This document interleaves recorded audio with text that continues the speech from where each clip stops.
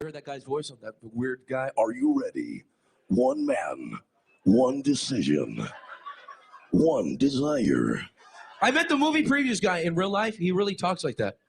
I met him. He was doing like a Brady Bunch commercial, early morning radio. I walked in there. He was like, "This summer has Brady written all over it." Hi, Pablo. Come on in here.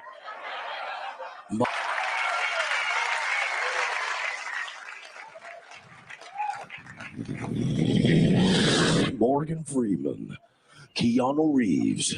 They knew too much. We know too much.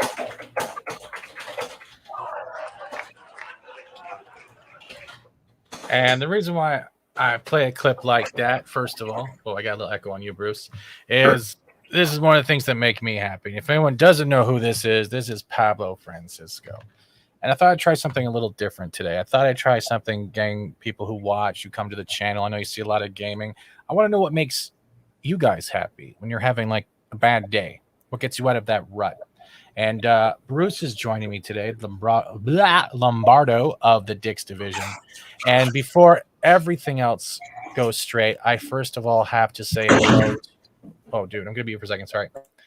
As Apollome's Minion, we say hello. I also see Six Crying and Xanax. I don't know much about that one. Brightest Day, who has also become a new member at the Grifter level. Thank you, sir, so much. Terry Wilkin, the mod that has been there through everything and every yelling fiasco that we call gaming with friends and yelling at friends. We have myself, because I had to fit somewhere. Grifter does seem accurate. I do agree, yes. Amanda Gilliam presents AGP. There's so many A names lately. I'm messing everything up. Thank you for being here. If you want to be on the panel, let me know. If you want to share stuff that makes you happy, I will send the link out. I want to get people just to feel involved. We see Bruce, of course, always in there. And we have Six spamming all of the new emotes. Kylock, hello. You have been a fantastic addition all over the YouTube places. And with that, we have Real Wade. I have to say, you make me happy. Well, I do appreciate that. And before we get anything in there, I saw a green new member. That is Brightest Day. Thank you. Thank you so much. And then we have Bruce Lombardo with, why are you doing this? I can't pay for those nudes, man. Not even in the glossy format. Just can't do that. And I had a great week despite the weather doing this to me, bro. I understand weather. And for both of that, I will most definitely just give you.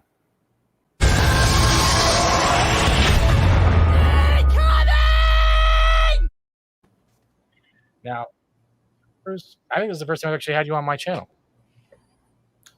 I was the first one on your channel. Are you serious? Well, you're the first time. This is your first time on my channel. Okay. Okay. And what makes you happy besides painting models, just in general? What do you do when you're getting out of a rut, man? When I'm coming unfurled, I gotta go out. I gotta get some cathartic work in, which means I have to drive. And driving is for some odd reason, it's just a very peaceful thing for me. I know a lot of people don't like to drive. I enjoy it.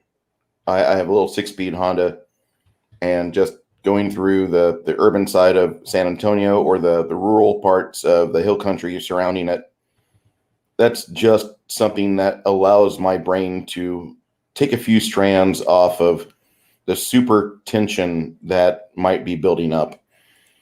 And typically whenever I do that, I have to do it for about an hour and a half. And then once I'm complete with that, I can actually focus. I can actually be a human again. I don't know if that makes sense to a lot of people, but I have to when I'm trying to pull myself apart just so I can fit back together properly, I don't want to have people trying to blow up my phone. I don't want to have a lot of conversation. I need to isolate. And Oh, that's shit. why I I'm do so those sorry. things. I'm so sorry for bringing you on a live stream then if you're trying to isolate. My bad. But I just surrounded by a whole shitload of people in the chat. But no, I appreciate it, man. Now, give me one moment because the light's dark and I almost stepped on a thumbtack because everyone knows why I have thumbtacks in here. No thumbtack, only dignity. But I can kind of agree with that. I've never driven, but we want to have those shutdown modes and not deal with the world. The last thing you want is people they don't know, first of all, but it feels like they're all trying to drag you back into reality when you just want to break, right? Hey, Lorena, always nice. Got to make some dinner. Thank you for dropping by. And Hi, Reina. you had a great show earlier. I was lurking and loving every minute of it. Also, check Discord. But for me, when I'm having a bad day, I'll be honest, I'm having a lot of bad days lately. It's mostly on emotional shit. It's been a roller coaster the last few months. And I'm not going to down anyone here. A lot of people know what's been going on, whether it be my dad in real life or here. Usually it's music, screwing around with little super chat videos, working on little thumbnails with no actual show meaning. I just make pictures for the hell of making it. And it's therapeutic. I used to read a lot. Gaming, now that I do it so much on the channel, isn't much of a therapy anymore. And it's kind of hard. I don't know if anyone else in the chat feels like that way. And if you want a link to come on and talk and share what makes you happy, like I know there's some people in here that do, I will definitely send it out. Terry says for listening, what is this? For me, listening to music and dancing, also gaming, just take my mind off everything.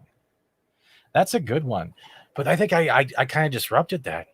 The fact that I play gaming so much, it's really hard to function as a person to find another outlet. And Bruce, what do you think? Do you think if you put your hobby always at the forefront for entertainment, you're kind of diminishing the whole therapeutic value of it? I do, because if I try to do 7 nights a week of painting miniatures, by Sunday, I'm done. It's hard for me to be on Mach-E 90's stream and paint when I've done it for 6 days previously. So I got to do it about every other day. I have to space it out. And I know that you've been getting burned out a little bit. And I was wondering if you were able to diversify some of your interests and such, because you are a professional gamer. I know you probably don't want to hear that, but no, I like it. You said gamer. You didn't say professional Fortniter, because then I have to say I was 12 and I've never seen puberty before. So thank you very much. But yeah. Brightest Day says making people laugh, whether it be in person or on a panel or in the chat. Dude, that's one thing I love doing. And I don't want to get that to lose that, because if you can make someone laugh, even when they're having a shitty day and they say, I hate you for making me laugh, they secretly don't mean it. And Six says, my job is where I feel the most peace of mind. So in Tom's chat. Apollymy's Minion says, I love to drive, which is why I drive truck. I also like to make diamond dot paintings. Yes, you do. You actually are going to be making a couple for myself and Clobbered, and I can't wait to see them. Those are all therapeutic. But professional gamer, I don't know if I agree with that. Maybe. I'm more like a professional socialite. I'd rather have the game on and not even play the game. But if everyone else is playing, the visual stimulation's there and I can just engage the chat. True. I'd rather just talk to people. I like having a full panel. I like joking around. I like making people feel like we haven't lost the ability to laugh. And I know a lot of people on YouTube just getting started right now. It's been a rough 12 or more months, and I think a lot of us are focused so much on clickbait and the negative aspects of our opinions when it comes to things, we're forgetting to make people laugh. And I've reached a point, I don't want to be selfish, I think I'm slowly losing that ability to make people laugh. I don't think that's the case at all, dude. I do today. It's been sorry, go ahead. You entered my game stream last week, and my friends were busy leveling up their characters. We were playing a D&D game. So leveling up at our level sometimes takes 30 minutes, sometimes it takes an hour. and you came in for an hour or 40 minutes or so, and it was a lot of fun because we had a new audience for you, and you were able to be yourself. You're not worried, am I going to reuse jokes? No, you went full steam ahead as Steven Seagal. And that was joy to hear you with those guys, and they want you to come back again. They just want to take my lunch money. Probably. But they really enjoyed your presence. And if I'm ever at a point where I have nothing going on at the table, they're leveling up and such, I will definitely send you an invite. Because I'm not doing a John Madden, what do you call it? John Madden monologue going, he rolled the dice here now, you see. Now he's trying to make a left, and now he's trying to make a right on what type of intellect he wants with the charisma to bang the orc. Is that about right? That's about right. It is. I guess. And depending on what the orc looks like, it could get really graphic. Whoa. Okay. Well, I gotta keep this a little bit somewhat pleasant, but okay. I want to bring up Brightest Days comment. Managing to convince someone that the hole they're in emotionally is worth getting out of. That's a hard thing, especially with people that don't see their self-worth. And we can try a lot of times. It doesn't always seem to be focused. But that's why I turned to comedy. And I want to play the rest of this quickly because I don't know if anyone's heard of Pablo Francisco. I'm probably going to have to get this claimed or put this behind members only. I don't want to. But just listen to him. There's like, he makes you like lose a couple minutes, and it's a great feeling just listening to part of his skit. And he's one of these comedians I've always adored. He's up there with Carlin and everyone else. So here you go, Chad. They went too far. We went too far. He said we went too far, man. Why did we go too far? With that voice, he can take any topic, regardless what it is, and make it cool.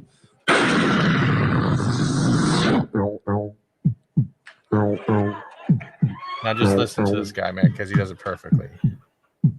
In the city, I know I'm taking this is a new episode. I'm trying to figure out something different to do to talk sold to the chat. tortillas on the corner.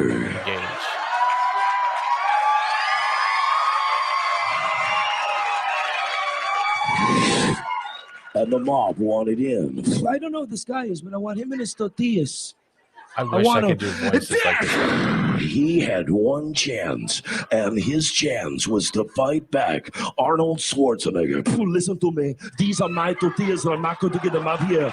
You have to get out of here. They're trying to kill you. Get out. Get out. Double the action. Triple the excitement. Get down. More of the excitement. Get down again. They didn't know who he was. Mijito, where those men who came here, what did they want? Listen to me, Corina, you have to get out of here. They're trying to take my tortilla.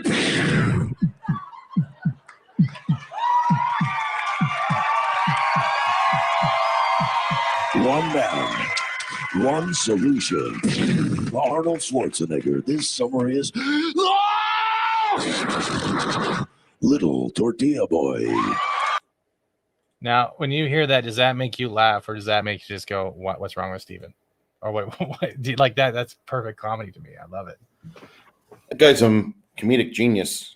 He is, and he's very underrated, for my opinion. Like he doesn't get enough stuff. I don't think he had enough specials. I've seen all the specials. I rewatch his specials. What about you? Do you have a favorite comedian? What makes you happy? What makes anyone happy? Just engage. I had an idea and I wanted to go with it. And conversation works with people. And the StreamYard link is there if people want to jump in. What about you, man? How's your day been?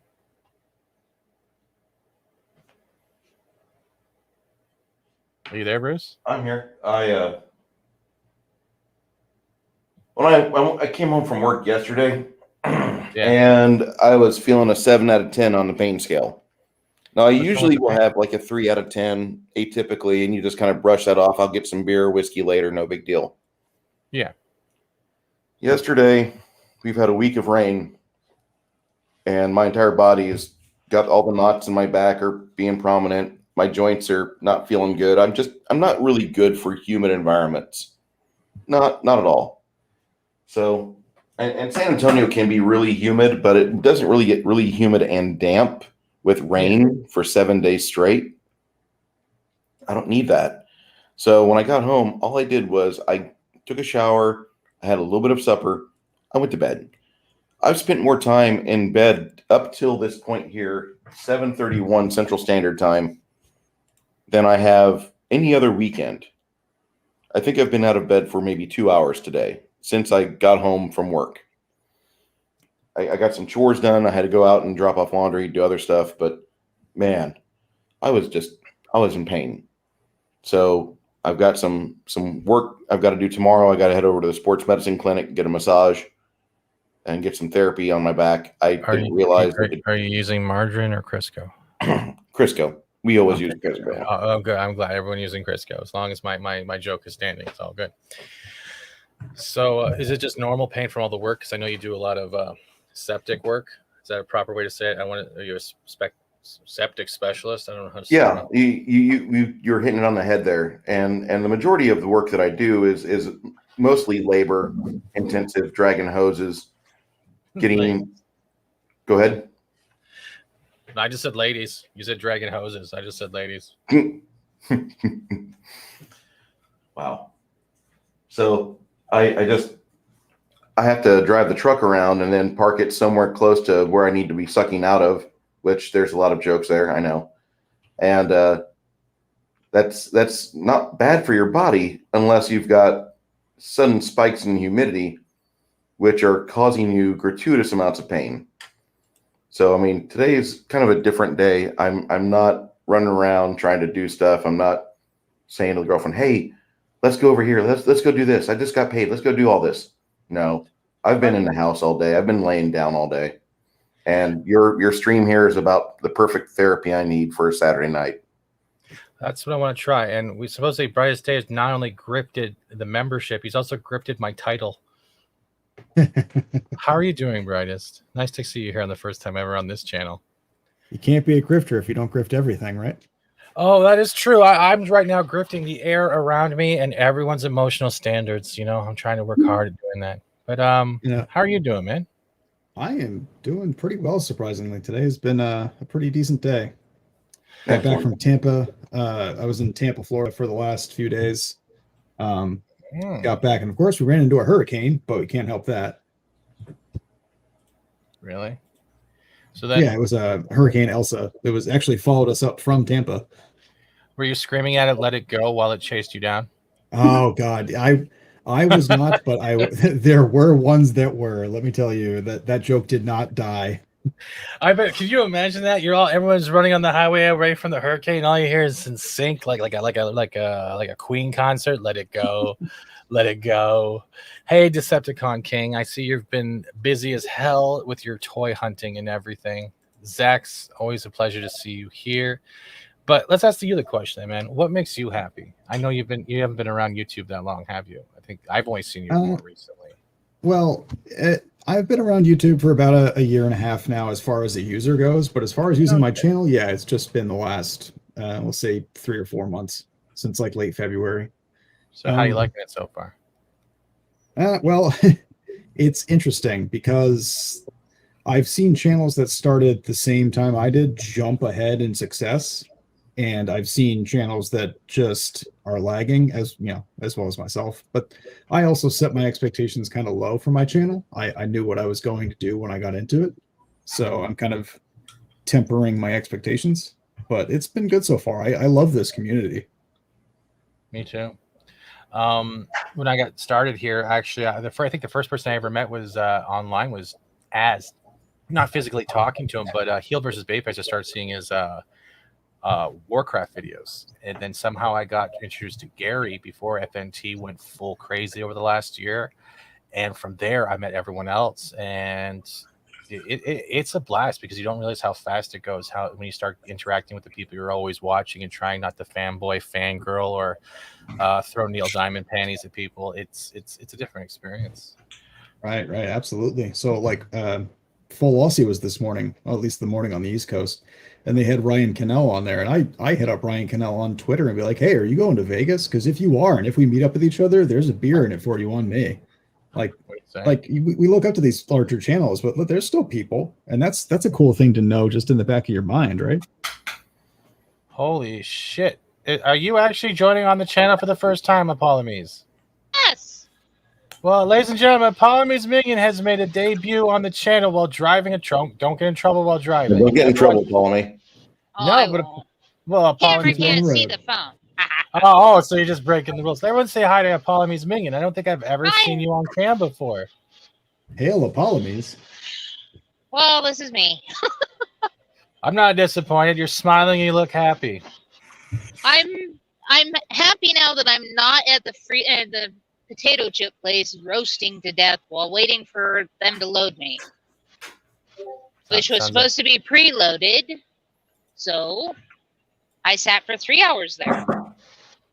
Wow. Did they at least provide a dinner and a movie? No, Well, I'm sorry. You should start introducing that, just like I like know. A&W. I'm gonna ask for a tip. Kylok says, first of all, I wonder if I would have been introduced to your channel if I didn't watch your SNTR video. I don't know, Kylok. Maybe it's all the it's a wild card. And she also asks after Terry says hello, is she a truck driver? No, she's really driving a big ass ice cream truck. Yes, I'm 53 feet long. I've got 5,586 pounds of potato chips. Bruce, That's you a lot of hungry? potato chips. Are you an owner Um, operator, or do you work for a company? I work for a company. They're free to lay. Yeah, okay. That's awesome. Well, it's nice seeing you actually getting on camera for once. I don't know if you've been on every channel. It's just weird. I don't usually get random people just wanting to touch the No, I'm StreamYard without on going. Nerdrotics every once in a while. I But have mainly yet- all they want to see the dog. no, the dog can stay there and sleep. I've never really been on his members only ever, and I've been a member for about a year. I've never been on one. That requires a yeah. specific level, right? Yeah. Yeah, the highest one, I think. Yeah, okay. Kylek says Yeah. that's cool. So How long have did you been driving? Go ahead. I've been driving 9 years. Hold on. Grand National Station. Never fails. As soon as I start doing one of these, my phone blows up. Can I call you? I need to talk to you. No. We'll talk about this on Monday. When did you start coming around YouTube and participating in the channels in Polymies? Last year, I found. Breaking up a bit. Let's see, who did I find first? You're breaking up a little. And there is a mod as well as a supporter of Yeah. the channel, Purple Valkyrie. In a Purple Valkyrie, my love. All right. Brightest day. Yes. Keep the chill. All right. Just Oh, keep wow. the chill. Hello, Purple Valkyrie. Oh my god, it's just turned into like the crocodile mile of male testosterone in here. What the fuck? But yeah. So who did you find first as a channel? Actually, I want to ask all of you. So Apollomies, who was the first channel you found that linked everyone together?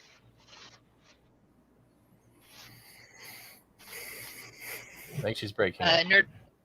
Nerdrotic, and then I found it. He'll.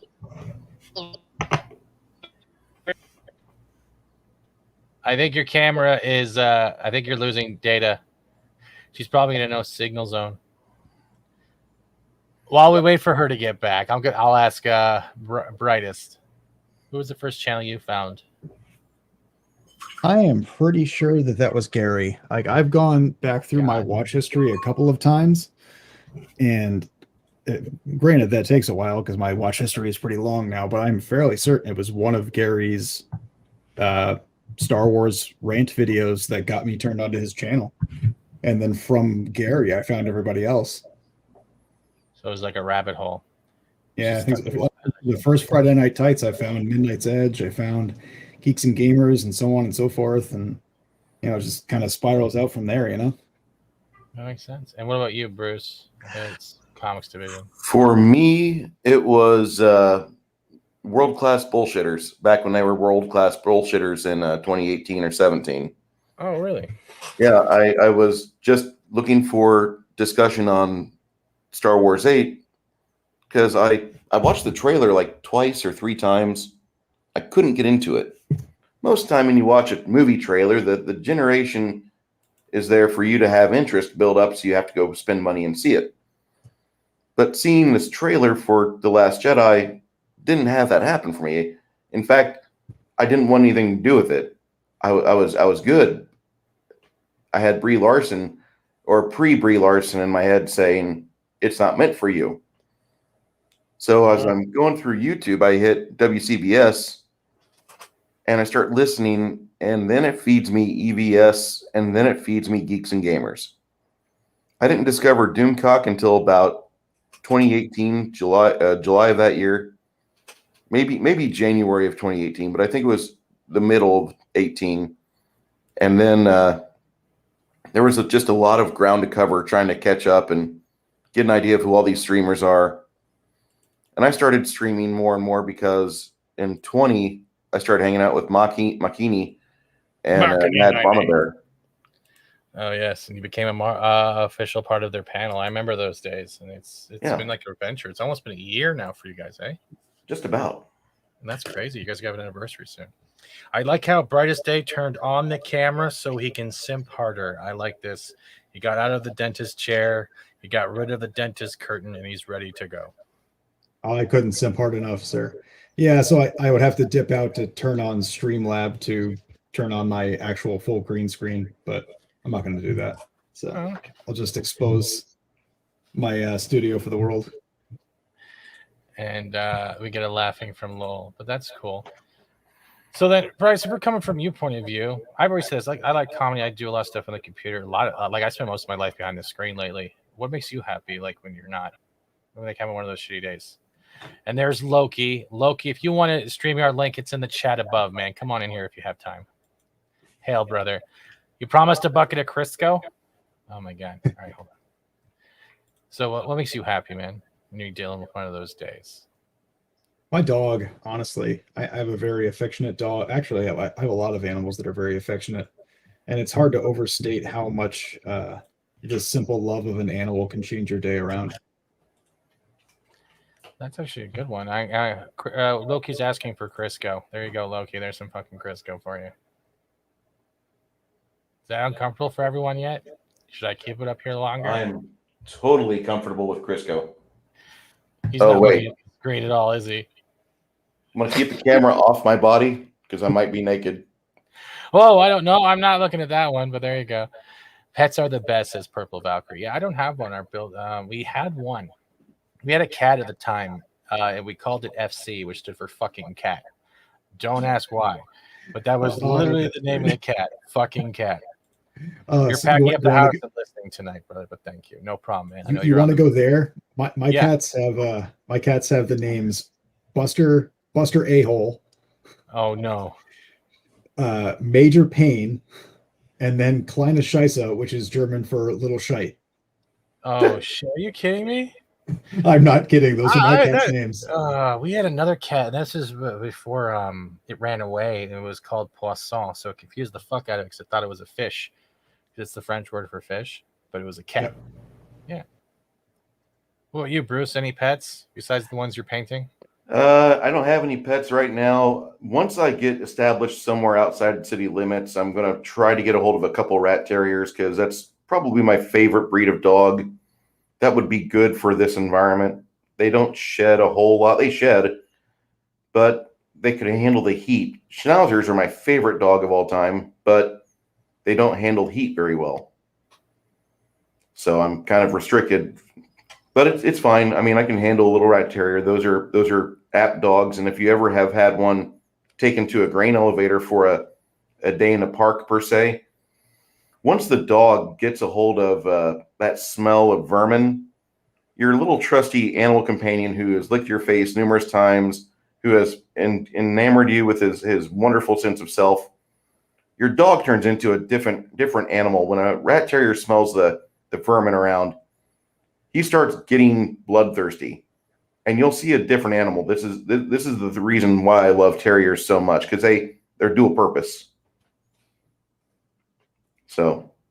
Don't say. Yeah, my dog is a similar way. He's got 4 herding breeds in him, and as soon as he senses like a chipmunk or a squirrel or anything of that nature, he immediately like the switch flips. Holy crap! And that's a cat, right? I can't tell that's a cat or a cougar. That's freaking Yeah, that's one of my cats. Yeah, this is Buster A-hole, or just Buster. Why is he called Buster A-hole? May I ask? We were going through a phase of funny names, and we named him Buster. And then typically when you have a cat, you come up with like 3 or 4 names for the same cat. So it just kind of expanded from there. Now, was it the Macklinism that happened when he called it a-hole? Something like that, yeah. Okay. Bright as Day has a companion that goes on the streams with him, and she's a crafty person as well. She does a lot of crafts and arts and model building. Oh, really? Yep. Where's she being held? Where's she being held against her will? Oh, I don't know. You'd have to ask her significant other. Oh shit, that's cool. You're the one in the Gundams, right? You also do a lot of the Gundam building, correct? Yes, I do Gundams, and then just other general model building. I have a bunch of the Battlestar Galactica models that I'm in various stages of building. Well, I say a bunch, but I have like 2 left. But I do general model building. That's cool. Are you eventually doing time lapses with them, or do you already do that? But before you answer that, though, Purple Valkyrie says that newest pick causes conflicted feelings. Do you mean like this? Why does it cause conflicting feelings, Purple? Is it the legs or the Crisco? Don't I look manly enough? And that's thanks to Peter Will. Oh my god! I said it as a joke, and he actually made it. And I was all right. This is going on a shirt. That's gonna be the first shirt because Mark the Infinitely Tired wants it. Dude, let me know whenever you get that at your print shop. I will buy one. Oh my, that's all I need. A bunch of people wandering around with Steven Seagal negligee. Yes and yes. Well, thank you, Purple. And we're going to have to schedule that Funko stream for soon because I want to get that also going again. But, sorry, you were saying right just before I cut you off. Yeah, you asked something about time lapse. I have a couple that I'm in, or at least I have one that I'm in the process of building that I'm trying to do as an extra long time lapse.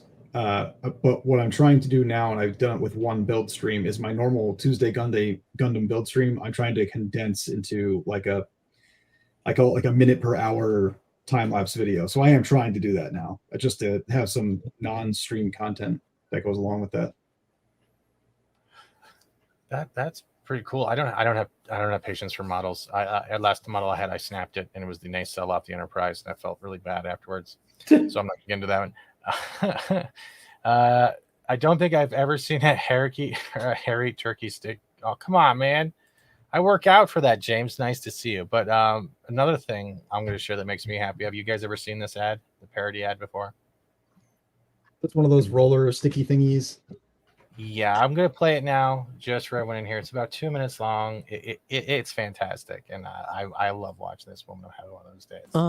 Didn't see you there. Me and my buddy here have been expecting you. My sticky buddy, Sully here with the... Oh, excuse me, I've got some pussy hair on me. Check that shit out. It's a sticky roller designed to clean up any mess. Poodles, pussies, people, you name it. Use it as a back scratcher. You can rinse it off, dry it off, jerk it off. I don't care what you do with it or where the hair even came from. Silks, suedes, no one swag. thinks I'm doing anything messed up. Ladies, I don't care how is smelly legit. or They hairy do your this carpets are. for My their rubber own channel, fingers and get it's in there fantastic. deep. Just rinse it off for a nice beverage. Wipe it off. Oh, there we are. Do all kinds of shit with it. Aren't you Holy crap. tired of ripping your hair out because you're trying to drive and the kids are making a fucking mess?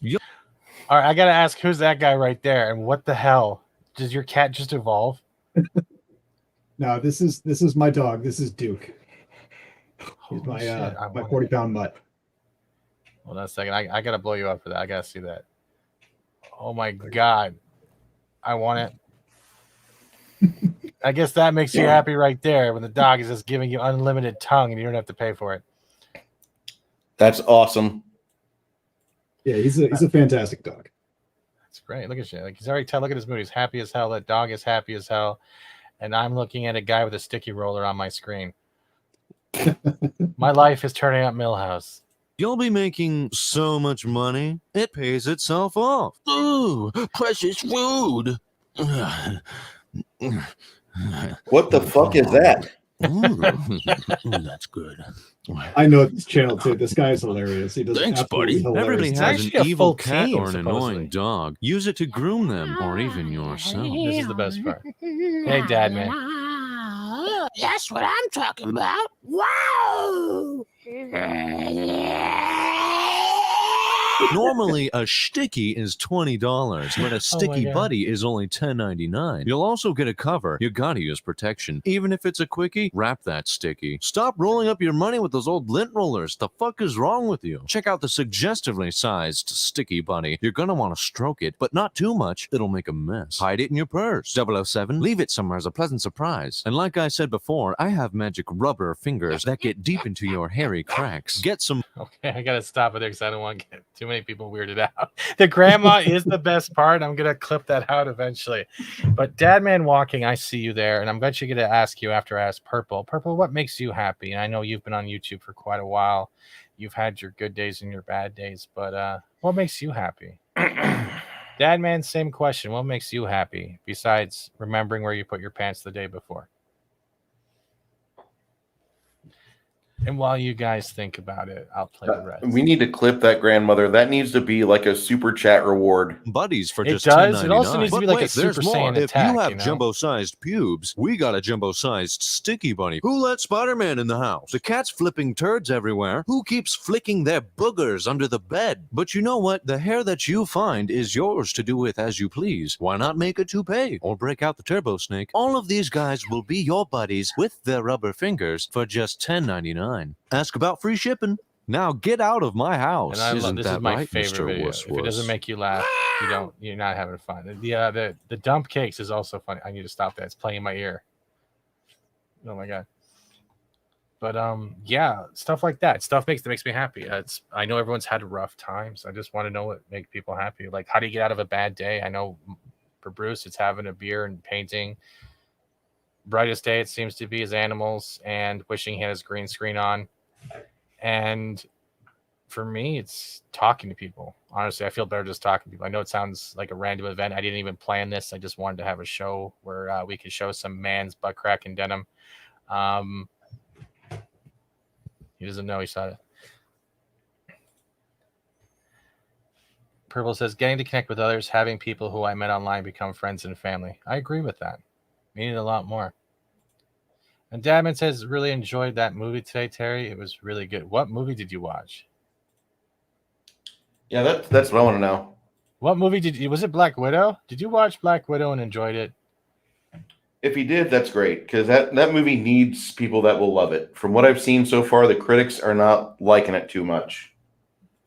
Wow, I wonder why. It came too late, too soon. I'm not here to criticize it or spoil it, but it just didn't interest me to watch it. Although I will give a recommendation to a movie if you guys have not seen it. It's a little bit older, and well, it actually brings me to another thing. Actually, a friend of mine has had a really bad week or bad day, and I'm happy I was able to help him out. But a buddy of mine from Pop Culture Minefield, I helped get the thumbnail and everything right. Everyone pretty much knows Gary and Keith from Pop Culture Minefield. Gary had a fire at the place they were going to be staying at's house. He pretty much lost about 15 to 20 years worth of work. That includes his graphic novels, his books, his old shows he hasn't uploaded to his channel yet. He's been there for a lot of people, whether helping with thumbnails, he's helped with shows, making people laugh, giving no fucks to give. And I think if anyone's had a bad day who needs help, and it's right up there with another one in our community I'll bring up in a little bit, he needs a good day. I think all of us need a good day or a good week where we're not dealing with stuff. And like when you lose your life's work, or you don't know whether you can get back any of your life's work, it's brutal. and I'm helping in the best way I can. And I want people to understand that I'm going to read this right now because I don't think most people know what happened.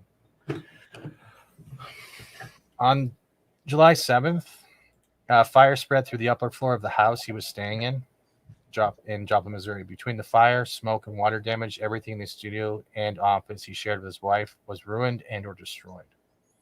He didn't talk about it for a couple days. And one of the things he said in the tweet when he was ready to talk about was, I couldn't talk about it yet. I was just too upset. But we pretty much lost everything in a house fire yesterday morning, including all my art, my video equipment, as well as all my art prints, original prints of my comics, T-shirts, all gone. Was pretty much all I could say. And he's done so much. He has a lot of history. He's introduced me people like Tom Cook, Chuck Dixon, Graham Nolan, a bunch of other ones, directors, even like Tom Conkle. He's introduced me to a lot of people. He's been there and helped out. He's always willing to do the show, come on the panel if he can.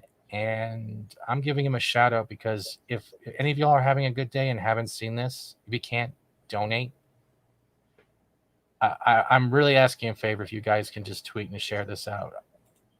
I know a lot of people are iffy with GoFundMes. A lot of people are iffy with charities and all the such because we've had some fucked up people over the last months or so trying to do this or that. But if there's one person I think that deserves it, it's Gary. I agree. He's been everywhere, and he's always full of energy. I immediately retweeted and donated to the GoFundMe. I when it comes to members of the community, I will never hesitate to donate what I can. And there was another one too. And I'm trying to find it. Just give me a second. So, Bruce, share a good story while I bring up the next depressing story. Because, Well, the main thing is that we have a lot of people that are in here that are just trying to find happiness, or they're trying to discuss the things that make them really happy.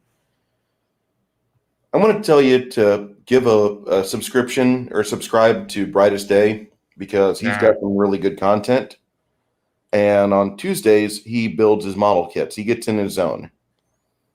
I'm in that chat too, but it's really not me that's very important. I come in late. I have a job during the week. I apologize, but he's got a really good channel. And you want to be friends with this guy because he has a spreadsheet that was spread around for about maybe a month or two. A lot of people. One you saw that you shared? Say again? Was that the one you shared with me, or is that something else? I think so. Probably. That effort has kind of fallen off in the face of YouTube, just kind of putting the kibosh on it. But it was a good effort.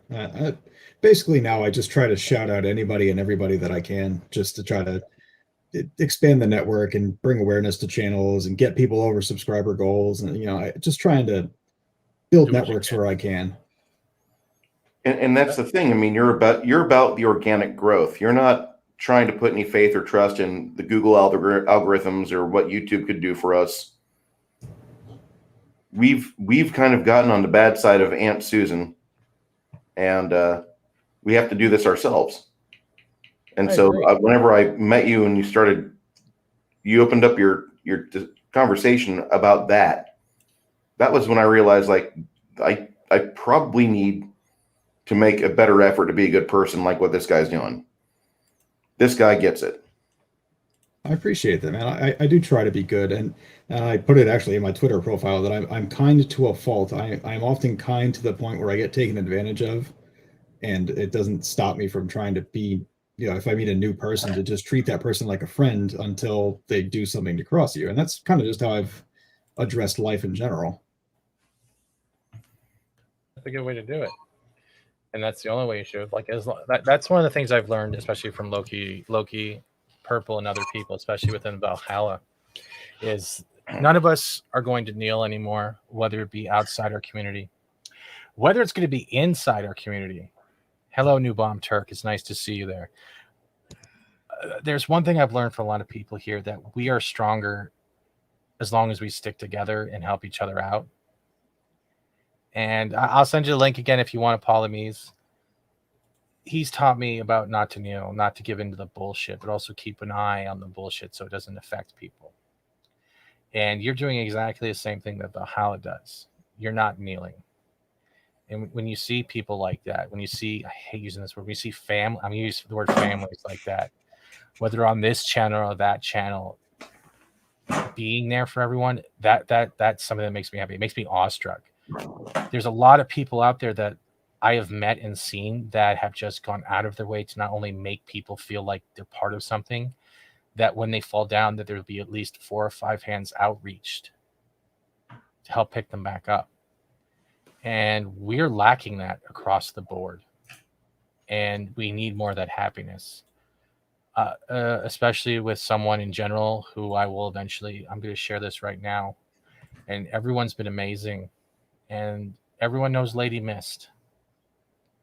Lady Mist has been across a lot of channels. You usually see her with her 2 roses, greeting everyone, always demanding Conan super chats or Conan this, and showing her love for especially Arnold.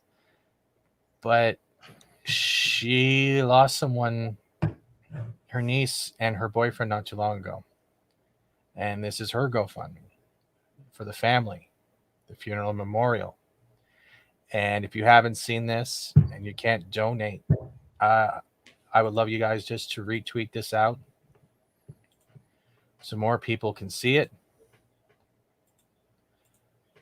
and more people can give the same helpful hand as everyone else. Because that's another way, I'm sorry, it makes me feel happy. I like seeing people help others. I'm not very good giving comments. I'm not good with taking them, but I would love just to see other people pick other people up. And I think we need to do that more. I talk too much, don't I? I get very weirded out by this. Because it's all right, man. You bring up a very, very good point, is that there have been a bunch of, unfortunately, there have been a bunch of movements like this. Bird of Prey 5 being another one I can point to. Yeah, Ramley Canuck being one I can point to. And when we as a community, and I don't use the word community lightly here, when we get together and make these kind of goals happen for these people that support us, and we support each other in this community, and we get them what they need while giving what little we can, that is something that makes me personally very happy. I love seeing, I managed to give, $5 here, $10 there, but we as a community managed to help this person get what they need. That's immediate happiness, and that's genuine happiness. It is. It's not trying to step over someone or take something from someone because they gave you a chance to talk to someone else. You're literally just there giving of yourself, even if you have very little. And if you don't have a soul, or you don't have like the dollar to give, wait, that makes no sense. If you got a soul but you don't have a dollar to give, retweeting gets at least 5 more eyes on it, and they will share it out more. And I want more people to work together. Right. That's weaponizing social media the right way. I don't weaponize shit. I'm sorry. I can't even hold a pistol without hoping it was a hot dog. But I'm hoping that at least 12 people watching and listening. No soul, you're rang. CJ, you have a soul, but you keep it in your freezer next to the corpse. Do you have the link for that GoFundMe? Because I'll retweet that right now. No, if you want to give me the one for Bird of Prey, I know he got his wheelchair finally. That was some time ago. I don't know that one's still active. Rambling Canuck is another one I want to get as well. And I don't know how successful it's been going, but that's another one I would like to get out there. Trying to make me happy, but this is actually making me quite happy. If people in the chat, have any questions, or even for the panel, myself, Bruce, feel free to ask. I want to make this like open forum. I just wanted to talk to people. I really did. I'm gonna try to find that one. If this one's still active, this is the one I remember reading for Bird of Prey 5. It's in the private chat. I'll try to look up Rambling Canuck here in a second. I know he has one. I know PJ from Orville Nation did an amazing show not so long ago, and I want to return it back. A lot of people have helped me get my computer built when I first started here. When my tower failed, my laptop wasn't going to last much longer. It was people like Ords, CJ, as much as he says he has no soul.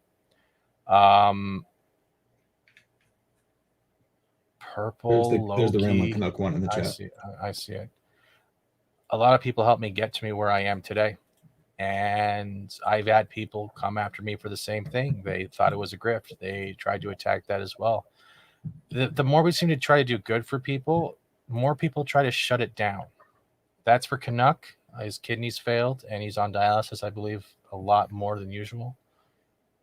And he's been a fun guy to watch and listen to, especially when you hear him talking about Trek with Loki, as well as other things. I love the morning shows; they're great. Rise to Shine with the Valkyries is booming off when she does like the show to help Rebecca when her tattoo shop was flooded. And That Rise and Shine of the Valkyries is probably the best morning show on YouTube.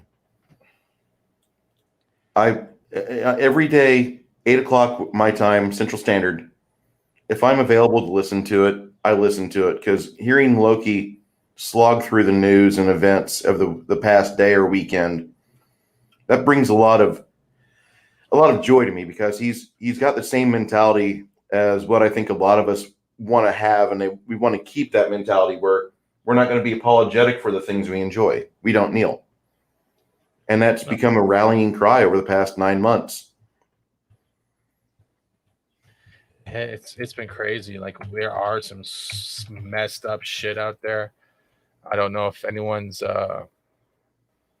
heard the one story that went on.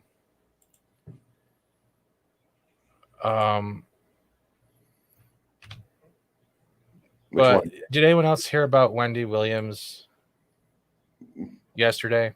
What happened? Or heard about the TikToker who passed away not too long ago, and how Wendy Williams handled that and made her not even herself look dumb, but made her whole chat or viewers look like uncomfortable messes afterwards. Did you guys hear about that? Haven't heard it yet. I'm going to play you the clip, and you guys need to see this and realize why people like us can make a better difference than a celebrity who thinks they're worth their time. And I got turned on to this by Tipster today when I watched the video, and I kind of agreed with him. But if you guys haven't seen this clip, and you in the chat, this is why we got to be better than some people out there. Okay. I have no idea who this is. Neither does Norman. Neither does one person in this building. Maybe Stas does. Do you know who Swavey is? Clap. Clap if you know who Swavey is. Okay. Now listen to her demeanor while she talks about this person that I got going on right now. Well, he's a TikTok star. He's got more followers than me. 2.5 million. Now, this is the first thing I'm going to bring up here with this bullshit. This guy just recently passed away. He was shot. And the first thing she's attacking is the amount of followers he has on TikTok. It doesn't fucking matter. No. This is the type of shit people we don't want to be. This is the type of shit we don't want to become. And I know she's nuts. I know people have an opinion of her, but this is literally a man who is dead. His family's in mourning. And this is as of July, I believe July 9th or not too long ago. This is how she's delivering the story. On TikTok, but on Instagram, you have more followers. They're all cheering and clapping. Well, as my son Kevin would say, no one uses Instagram anymore. What? And as far as TikTok, I don't use that. She does sound bitter and dismissive, Purple. I don't know what that is. I don't want to be involved. I want you guys to watch the chat's reaction. Oh, here though. he is. Look at her face right now. Look at the reaction.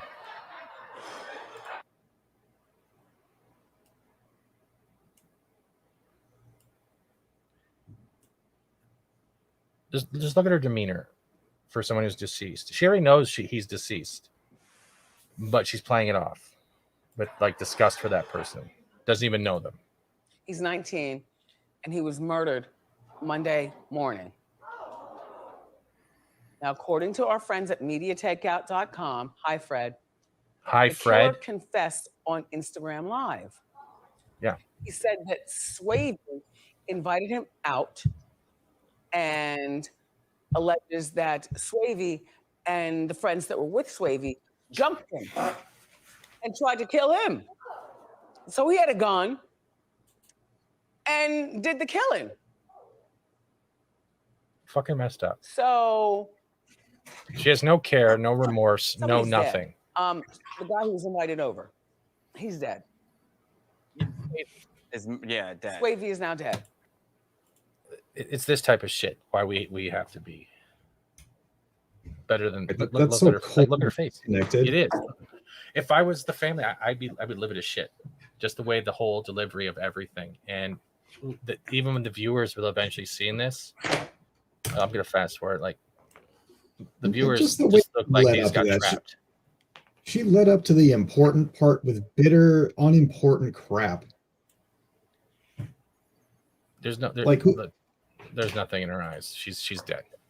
Yeah. So when I come back to what makes me happy, I know this seems kind of detrimental. What I've seen happening on YouTube outweighs any mini celebrity by your just one actions by retweeting something. Her, I know she has stories of being crazy. I know she has stories of whatever this, or that. But she's a fucking nut job. And she can't even show a little bit of remorse for someone who was killed.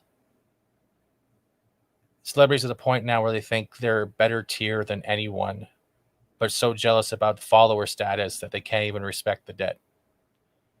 That's what's different with us and what's going on with the rest of mainstream.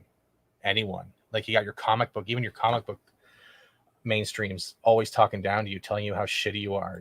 And then you have all of us turning here, getting picked up by our neighbors when we're in our darkest need. And it's just, that makes me happy that we're fighting through all this bullshit. That's one of the things I dislike the most is the punching down. Like I see a lot of that, and I see it more and more often. Drew from Supreme Heretic. There was a Twitter spat between him and a couple of the other Bounding guys and some successful large YouTube channel, Vito something or other. And I read the thread, and it's just like, this guy has a personal vendetta against the Bounding guys, and he's punching down at every opportunity. And it's like, why waste your effort on that? Why use that as your metric? That's what bothers me to a point. It's like, when did a number on a social platform mean a status of respect when you're literally raised as a human being, and CJ, to treat people with the utmost respect if you don't know them. When you introduce them, you shake their hand, you say your name, you get their name, and then you appropriately begin conversations to see whether or not you guys get along or girls get along and work it out. It is now turned to the point that you're looking at how many followers you have on a social platform and whether or not they can say your name right.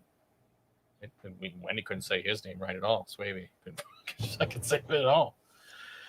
And I saw the Bounty in the comic shit. All he was doing was going after their followers, the fact that they weren't monetized and all that shit, but they don't. That was it. That was just. I don't want to be that person.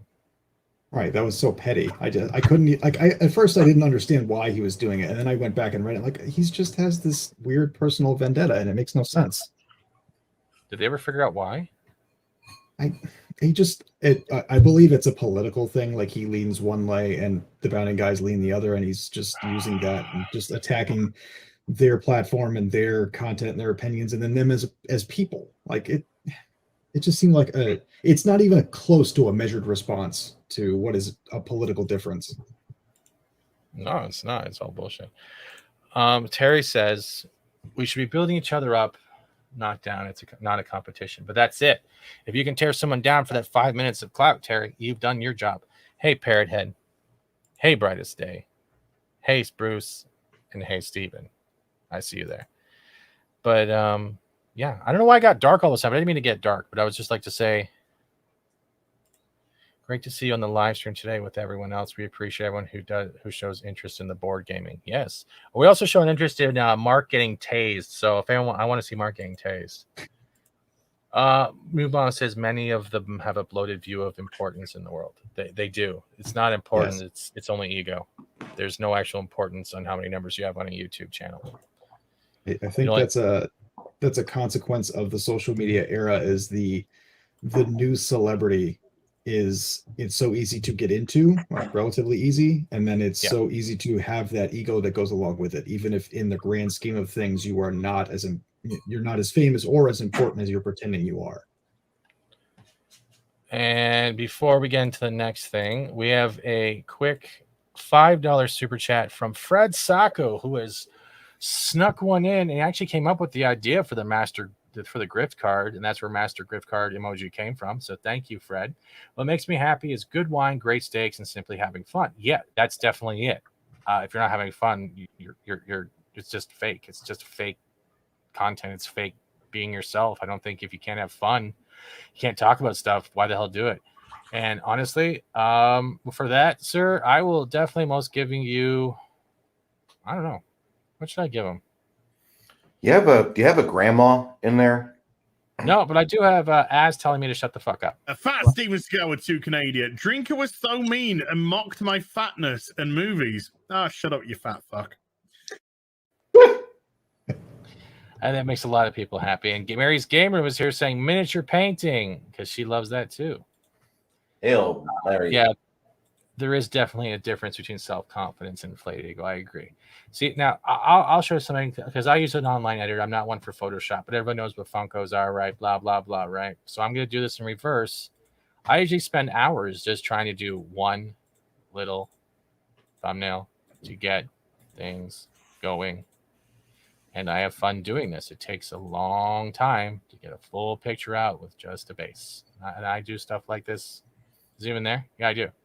I do stuff like this for hours, like just for hours. And I love doing every minute of it. Like you can see, there's a bunch of stuff in here. There's the Crisco that loves And Mark. you easily have some of the best thumbnails and icons in the community, bar none.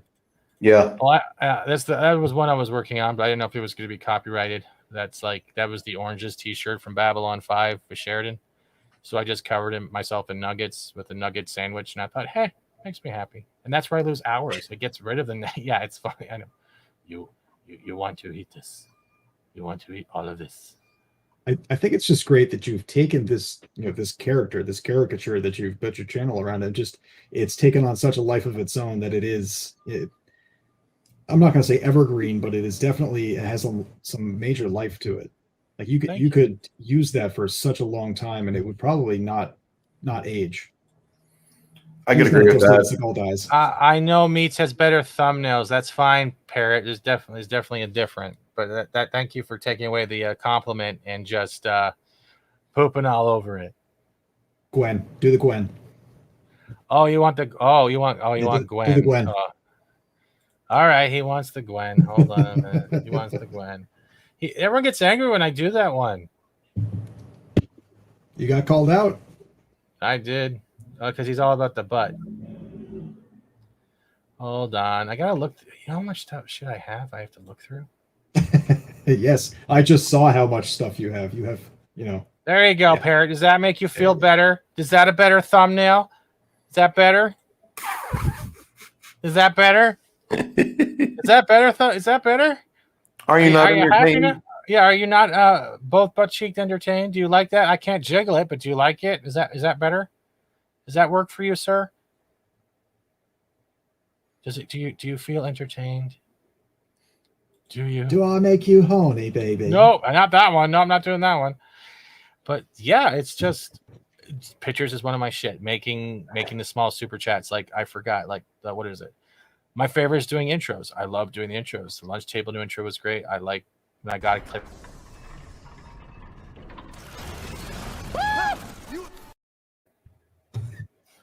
Because everyone loves asses, and there you go.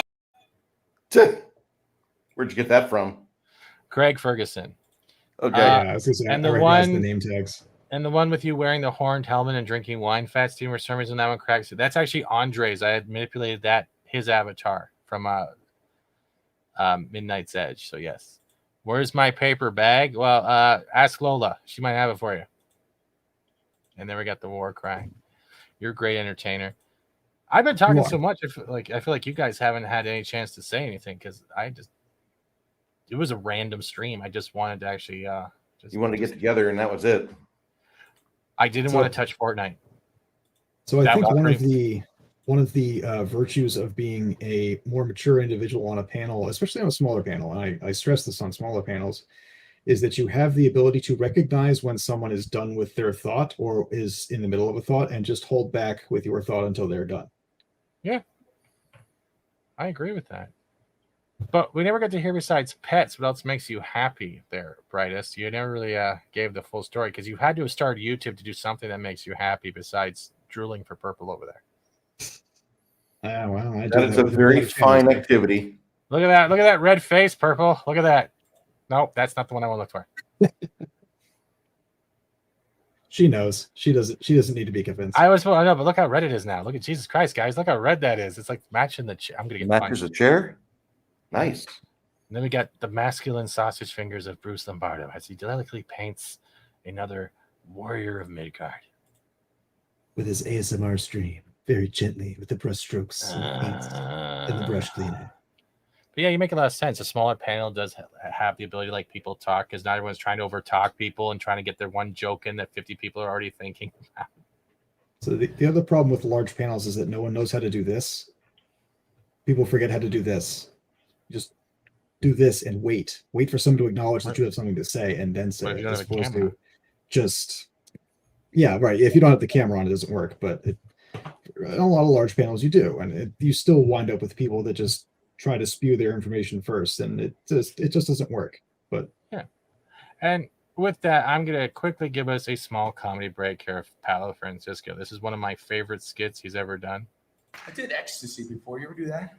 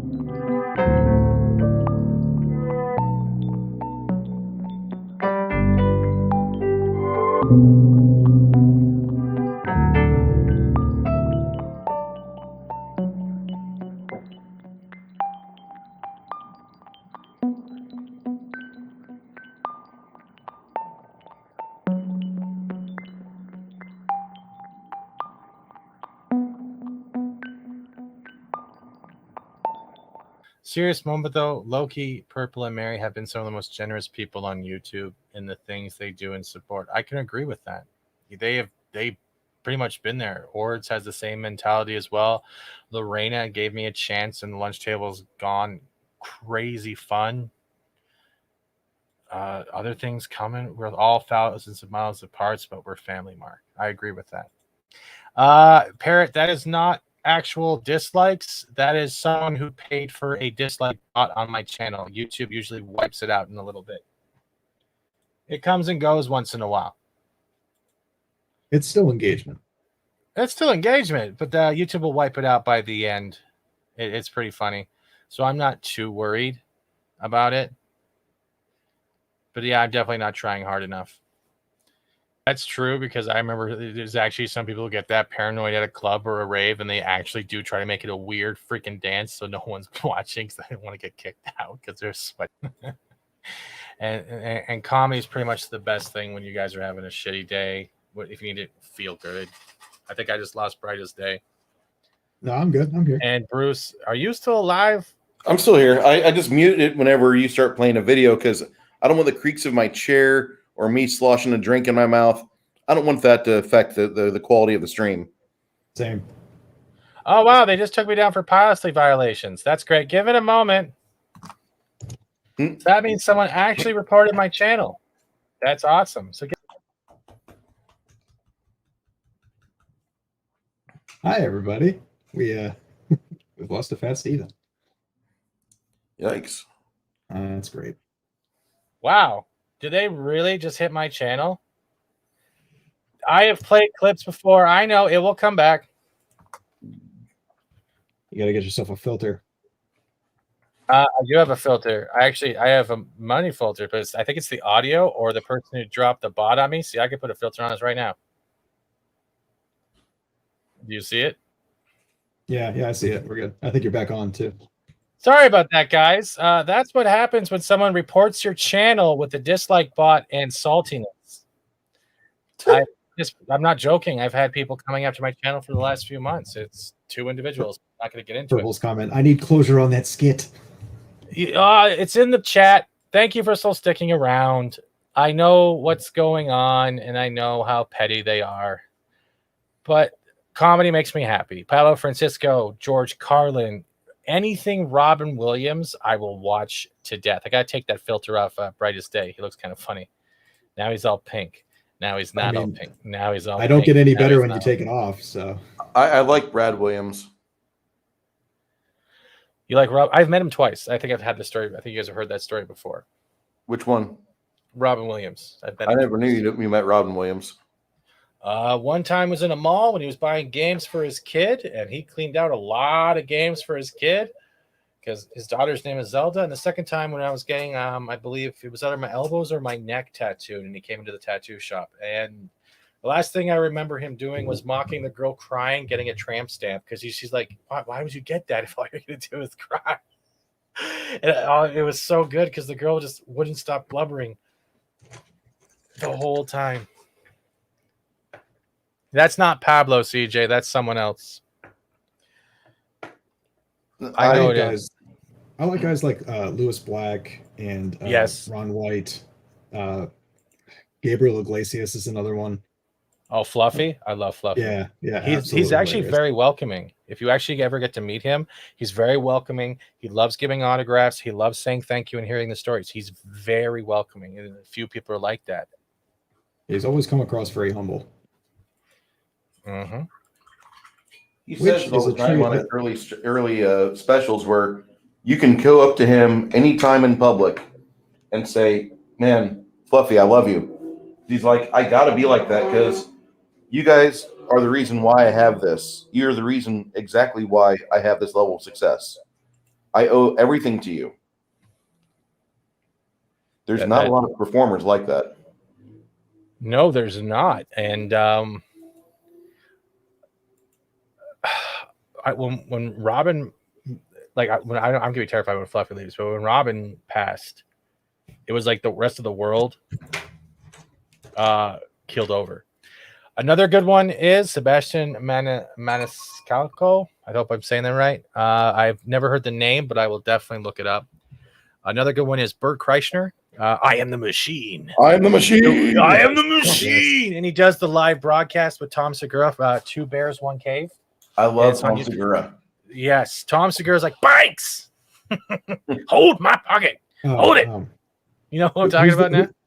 Who's the one that's on FNT that I'm blanking on the name? Not Chrissy Mayer, but hold my pocket. Tom Segura is the one that does the really good bit about Steven Seagal being batshit crazy. And that one there's say again? Are you calling me crazy? No. The real Steven Seagal.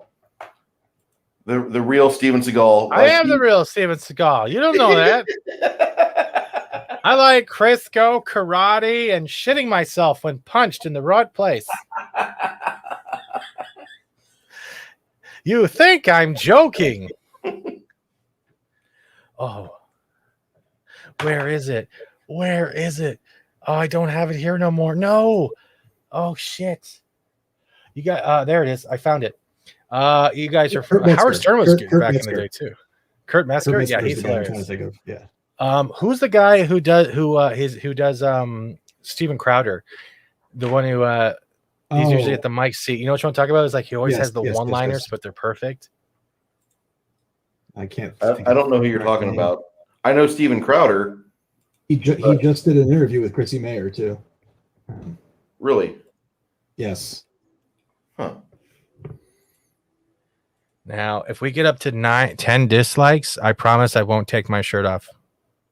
Oh my God. I better get my clothes back on. Yeah, you better. Can we get a 10? Can we get a 10th dislike so I won't take my shirt off, please? Just anyone in the chat, just give me that 10th dislike. Come on, I want to make it even. It's driving me nuts. Somebody out there, do it for me. Come on, just do it. Dave Landau is the other comedian. Thank you. Dave Landau's another one, but I'm gonna this one. I don't get claimed for it, but this is. You ever heard the Rob Schneider story? No. Tell us. Which specific story? Leonardo. And so you just can't, what you try to do, it's like you forge your little niche out and just keep working. Because the next thing you know, I've been doing this for 25 years. You know, my favorite story that you told, it still is, out of everything that we've ever heard on this show. You know what I'm going to say? Which one's that? When Rob was the one, I believe, maybe I got it wrong, you were the one who told me the Steven Seagal story. I got a new one for you. You got a new one? That he wrote the greatest screenplay. Wait, but tell that, wait, Okay. just for anyone who's never heard that, tell the first story. Okay, there's a writer that I know, and I won't mention his name, but he was meeting Steven Seagal for the rewrite, for the writing, potentially, for Under Siege 2. Right. And that was the one that broke him when it made $57 million when that was $57 million in the early 90s. And so he goes into one of those trailers. This one's great. This one, Howard Stern was still funny. And it's one of those big triple bangers where you go into this trailer and it's like you can get lost in there. It's a maze of pop-outs, It's like, which pop-out is Steven Seagal? And he's in the third bedroom to the left and the end of the hall. Big star. And he's waiting in there for 45 minutes. He's making him wait, sitting there by himself. Finally, Steven Seagal emerges from one of the other anterooms in the mobile home. And he comes out and he said, I just read the greatest script I've ever read in my life. He goes, really? Who wrote it? I did. I love Steven Seagal movies, and Tug told me another one, and I was laughing my ass off. Like I can't share it because they'll probably report that too.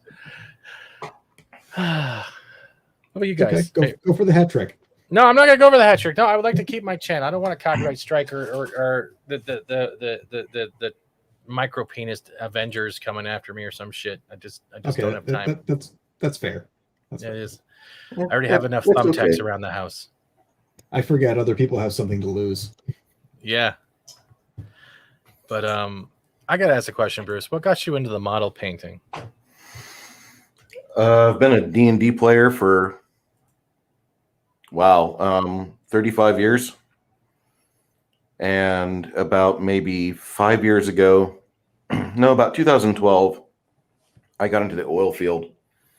And I wouldn't have all the time in the world to play D&D, but when I would, I wanted to be able to make it big. I wanted to have epic games where there'd be just tons of models and figs on the table. I want to have the ability to impress the people playing, and if there's people watching, I want them to be like, man, that's cool. That's the type of DM I want. Somebody who uses visualization and lets me see the battle in front of me and then narrates it to where it sounds like a really good story. And then I got into, about the same time, some other skirmish level games. And I just started buying figurines because that was something that I wanted to get to do. When I got home for 2 weeks, I'd be out at work for 2 weeks in Midland or Odessa or parts of Arizona, New Mexico. And when I got home, I didn't know what to do. So I just wanted to chill out for a day and paint. And I started buying all these figurines. And I'd paint for about a day or two on my days off. I'd have like a week at a time where I'd be off, and then I go back for 2 weeks. And that's a typical rotation for the energy sector. So that was why I started having this collection. And I've had a lot of figurines over the years. I've got a 2 floor to ceiling stands in the living room of figurines. No way. Hold on. I'll throw it in your Discord. While you do that, I'm going to quickly address a super chat from Fred Sacco, who says Under Siege 3, the ungriftable. And with that, you will get This town needs an enema.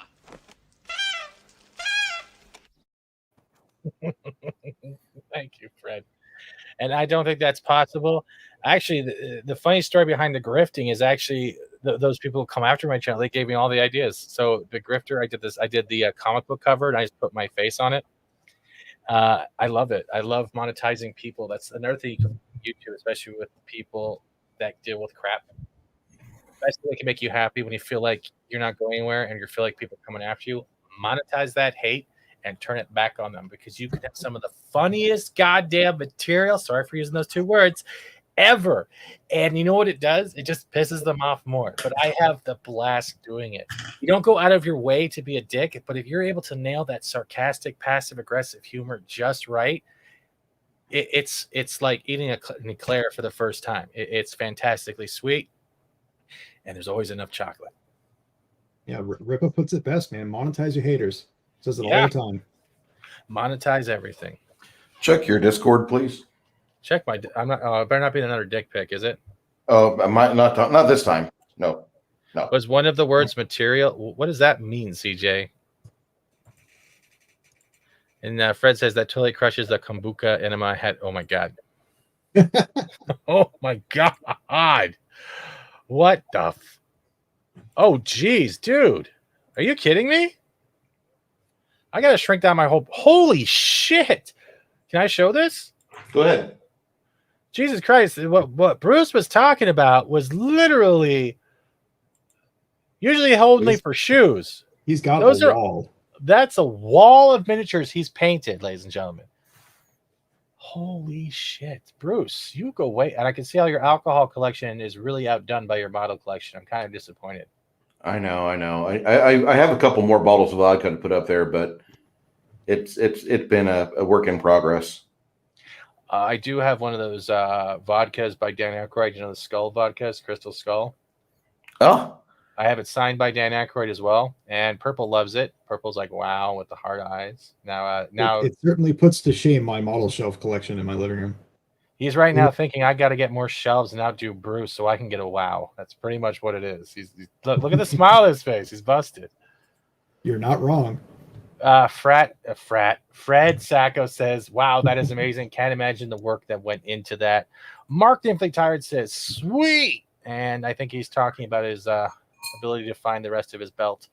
I'm sorry. And Calvary Man Shay says, Hershey Highway. Not on this stream. Not on this stream. But we're watching dude, you're talented, dude. That's a lot of dedication. I'm getting better. I'm not talented yet. I have raw capacity, but it's taken me about 6 years of consistent do this for 16 hours a week. And I'm getting much better as time goes on. And I honestly can't wait. I'm going to give a little props to. We're having the Welcome to Florida anniversary tomorrow, right? We're going to have it. I think Drunk's going to maybe pop in. Mike Barron's going to pop in. And if we're lucky, Chuck is popping in because I asked him a favor. But he's a great dude, and I love talking to that man. You were there for that, right, Bruce? Which Chuck? Which Chuck? Oh, I don't. I think it was this one. Hey, Chuck. That man right there, I love to pieces. I would like to say welcome to Comic Book Roundtable. And that guy right there, he is an inspiration, and I didn't realize he had the collection he had until he put his camera around. But I'm on my way. You did that right at the end of the show, and I was like, I didn't get to see the other side of the wall. Why didn't we know about this? So I want to get him back when he has time. But Apollo Means Minion says that is awesome. I have about SL16. I don't know what that means, but okay. Wanting to paint minis again is growing. Well, then, Mark, you and Bardo should think about doing a stream. You really should. Actually, we kind of do that on Tuesday nights over at Brightest Days. So I'm not trying to pimp them out and tell you guys, hey, but I'd have to get paid for you to be pimping me out, sir. No, you can get paid in Crisco or chicken nuggets if it's my access right here. Steve, do you have a Cane's or a Bush's Chicken within your neighborhood? I'm in Canada. No. Okay, I didn't know who does your chicken up north. You mean sexually or prepares it to eat? The latter. Why are you saying, oh my God? Well, no, I just want to know who I mean, you. I think it's like Maple Leaf, pretty much. I think does the chicken up here, or like if you're talking like fast food, it'd be like Church's or Popeyes. That was one I wanted to know. I didn't know who you bought your chicken from because you like chicken tendies. That was just a joke that's gone on for so long. Mark asked Bruce a question. What paints do you use? I use a lot of MSPs from Reaper. These are older paints, of course, but they work just fine. The Master Series paint series is very good. They'll have a trifecta of colors that are within 1 or 2 shades of each other. So if you're doing skin tones, you get like tan skin, tan shadow, tan highlight, things like that. And you can really get into the nitty gritty. Oh my God. Mandy Summers just, first of all, sorry, Mandy. First of all, we have Will Gentry in the chat. Hi, sir. I hope you're doing well. And Mandy Summers, thank you for dropping by and says, hey, my fave intern. I like to pet critters when I'm having a bad day. Hey, you have the same as Brightest. He has some critters that popped up on camera. And here we have somebody from Brightest himself. I think if Will or Mandy want to pop in, we do have a link available. We're just talking. We're talking about things that make us happy, how we get our head right. Awesome. I'll send her a link if she wants it. Sure, I have no problem. But I know she's a busy, hardworking. I understand that. I just crush on Mandy and All right. Purple. Okay. Well, Mandy, I'll send you a link if you want to pop in and say hello and what makes you happy. Because Bruce is drooling over the Brightest Day, and he looks like his screen's shrinking.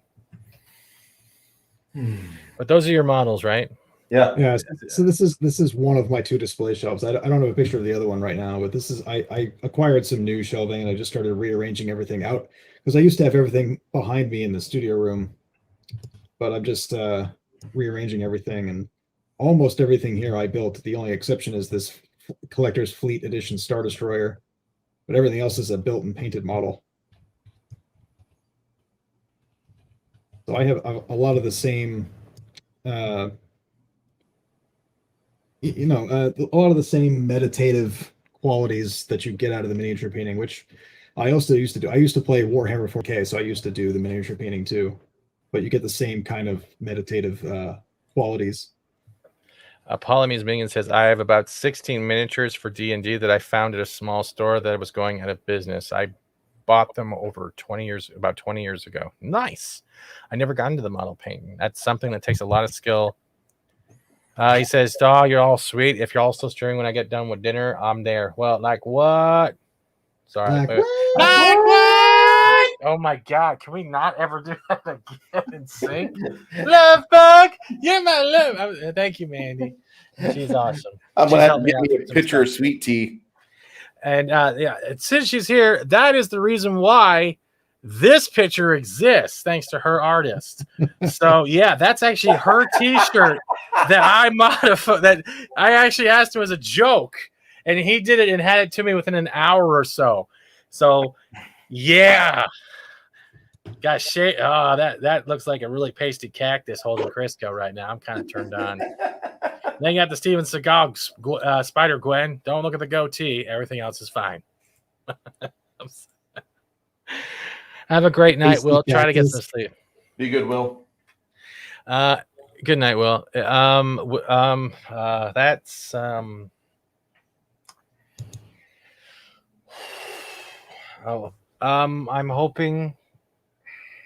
hoping he comes home Friday. He's been in the hospital since my first original post when I had to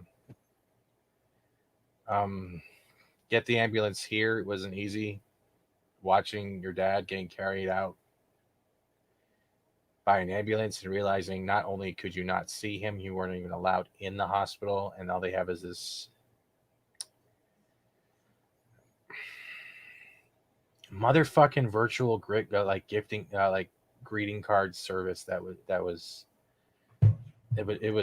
bullshit. He's supposed to be hopefully home Friday. We don't know what time. We've been slowly moving medical equipment here for him to walk, be able to sit down in the shower and bathe. He's lost about 40 to 60 pounds. None of his clothes fit him. Well, he's been in bed, right, because he had a fall out of one of the beds and broke his foot. So they had to put like a bubble cast on him. So it was even harder for him to get the strength training to carry his own weight. And it's been really, I'm sorry about my voice right now. It's been really rough the last month or so. I've had to maintain the house. I have to make sure I get whatever bills he doesn't know about up to him. I have to fight my middle brother, or my middle brother, to even consider coming by to pick up shirts for him when he needed it. And while all this is going on, I've had fuckbags coming after my channel and just doing shit. It didn't really bother me. It was just, but it kept piling on. These are the types that don't even have the respect to it. You got to give leeway, especially if you don't like the person and they're going through shit in real life. You don't topple on top of them. That means you just have no soul. So he is okay. I feel more sorry for the nurses. And I hope he comes home Friday because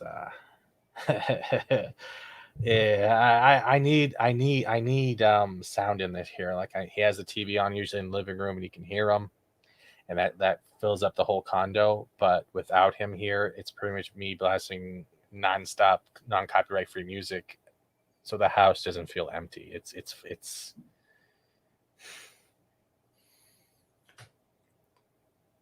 he's the only one I got left in my family, but I have a mother and two brothers that pretty much don't really give a fuck unless it's something they need. And it's kind of hard carrying all that weight. The way 2020 went with losing my job they laid me off by email. That was pretty much my only social interaction when it came to real life, but I enjoyed it. I had fun with it. I loved working that retail store. It was fantastic. And I got scared. I'll be honest. I got scared that morning when the ambulance came that I was going to lose another thing and not know where to go next. And a lot of people had a rough day that day. And honestly, the people that keep coming after me and my channel and my name, you can go fuck yourselves because you got to give up. Because I'm dealing with enough shit. And there's been a lot of people there the day it happened who have been always messaging, like Purple, messaging to see if I'm okay, asking about my dad. And Makini or anyone, just I'm grateful for all those people that actually reached out with care and support and prayers, because they helped the days. I've been on the computer a lot more during this month because I just needed distraction. So yeah, that's it. I'm sorry to get off on topic, but that's actually on topic because that kind of helps you reset and understand why you're doing a stream right now. I'm sick of shit people in this fucking community, and that's why I hate the word, because the only part of community right now is the shitty people who think that use that word as a fucking shield while they go around in back little alleys fucking with people, and I'm done with it. I'm done. I'm not going to bend my knee to you. No one should bend the knee to these people. I don't care if you hide behind a We Love Gina Carano tag, a Comicsgate tag, a fucking Phantom Menace tag. If you're hiding behind those while acting like the people we're always trying to be better than, you don't deserve to hide behind those hashtags. You don't deserve to come after people in this community because you feel hurt. You feel fucking attacked. I don't give a fuck. You don't come after people's life, their soul. You don't do this. And that pissed me off the most. It's been pissing me off for since March. This shit's been going on. And I got to take on what's going on with my dad. I got to deal with my brothers not standing up and giving a little ounce of fucking care. And then I got little shitheads hiding behind a monitor thinking they're better than someone because they think they've been here longer. And I'm coming this out of fucking anger. I'm not going to call them out. And you don't have to leave. But this is my passion right here. I have bent over backwards, not only with my loyalty to people I've cared about and done as much as I could, given my ear, my heart, my soul, because they have helped me out when I needed it the most. And you try to take that away from me. You try to take that away from my neighbor, my friend, other people on YouTube because you feel slighted or upset. You know who you can cry to? Someone who gives a fuck. Because I almost felt like I lost my dad that day.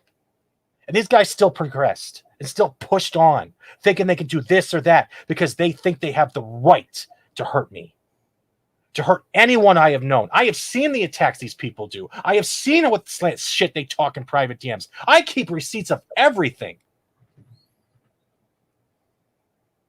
And I'm the one who has to own up if I'm being threatened or fucking blackmailed with an audio recording because they think they have a right when it had nothing to fucking do with them. This is the shit that has not only kept me on my channel lately. Like you've heard me in my broadcast. You've heard me playing games. I sound a little more angry every day, stressed out, because they're trying to push me to slip. They're trying to push me to show who I actually am. You know who I am? I'm someone who wears my fucking heart on my sleeve, like a lot of us are here. I'm not here for the money. I'm not here for popularity. I'm here to make friends. That's all I ever wanted to start here for. To express myself with others and make people laugh. I don't give a fuck about the dollar. Nobody should, unless you absolutely need it and you bust your ass and you work hard for it. And a lot of people here have. And I'm sorry. What makes me happy is people not giving up. If you say I'm sorry one more time, Steven, we're going to have a talk. Okay, yeah, fuck off, dude. I will slap you. You have no need to say you're sorry. I'm not sad. I just don't respect them. I will never respect them. And I will never blast them. I will never give their names out. I will never blast them. You know why? Because they want that, so they can victimize themselves. I've seen enough victimization of this. You know what? I don't care who you are, because you're a nobody in my books. You haven't earned my respect. You've only diminished any chance of getting it back. A lot of us have been through this type. We've either been attacked on Twitter, we've been attacked on YouTube, mainstream media, by comic book creators, even fucking film and shit. Like, look at Naughty Dog, for fuck's sakes. We monetized that. Everyone made fun of that, made tweets, and they got still butthurt. Sony got hurt. Musso fucking out of the way, even struck down Sony's own fucking goddamn trailer. And then we got people here that are like fake retweeting shit, thinking, oh, if I do this enough, they'll see how much of a good person I am. Meanwhile, in the back, they're shoveling a corpse in the goddamn closet. Who the fuck do you think you are? I don't want revenge. I will never want revenge. Revenge only makes you the worst person. And I'm sorry if I'm misreading this, but Fred Saka with the $5. The best revenge is to live well, never wrestle with the pig. All that happens is that you get dirty with the pig. That's exactly fucking right. They want you to their level. I have learned so much from people on YouTube, like Loki, Ords, fucking Reina, Culture, even Jeremy from Geeks and Gamers. Ryan Kinnell, when he has his spouts, Doomcock, all these people have one thing in common, even if it's world-class bullshit. I can't name them all. There's so many, especially. You make light of it, you monetize it, but you don't get down on your knees and give into it.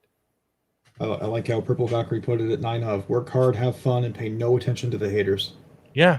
But I'm going to give you a perfect example right now. Will you guys see in that on my chat right now, those who are watching right now, you see those 9 dislikes? That's someone who is so petty, they paid $10 for a dislike bot that YouTube usually wipes out within 2 hours. Wow. And I've been dealing with this for 2 months. And I find it hilarious. And I appreciate everyone here that's listened. I don't care if you're clipping this and you want to post it on YouTube or go, Fat Steven's finally breaking down. He's out of Crisco and always angry. You know what? Your mom's house. Enough Crisco there. I don't care anymore. You're not hurting me. Parrot, I'm sorry that triggered a whole spiel, but I am happy getting this off my chest because I know who I am. You need to make. And I don't need a hashtag to hide behind, ever.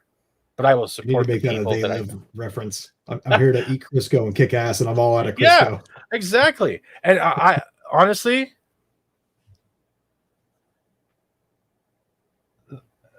Reina has taught me a lot about how to interview guests. It taught me how I had to reach out and actually get to know people, like, and how actually get them in for the interviews. And that's the hardest thing because I'm very not good with like, hi, I'm some guy called FAT-STEVENSEAGAL. You've never heard of me, but you want to be on this show? Do you know how weird it was reaching out to Chuck Dixon going, hi, Chuck, I'm FAT-STEVENSEAGAL. Not the real one. The fake one from South Park. No, it's not the Fortnite. Jeebus, we don't name anything, but hi, Thomas. But we're all going to get through it when you get monetized. You're all going to get it as your channel grows. You're going to have more people fucking with your channel because they feel like they deserve it. They've been here longer. I have learned never to give up. I have learned to talk to people when you need to get your point of view straight so you don't fall. But we've also learned, and that's how it is. And I'm sorry I went way off subject, but you're good, man. And thank you. I apologize because I'm not used to giving this shit. I'll give this straight up. I was raised in an environment when it came to my mom before my parents divorced. Is that if you got nothing good to say, don't say anything at all. And I see you, Thomas. I love you too. Don't say it at all. That even means sharing when you've had a problem a day. They never want to hear it. And eventually, when you try sharing these things with people, like especially your parents, you're supposed to turn to when they're supposed to listen, and they turn it from a problem that happened in the past to them thinking you're always blaming them, the conversation's already lost. It's lost. And this is supposed to be family. I agree. And that's part, and not to get dark myself, but that's part of why I am mostly estranged from my own family and why I've gone through 2 marriages so far. It's very hard to establish that basic level of communication sometimes. Dude, I was in a 6-year relationship.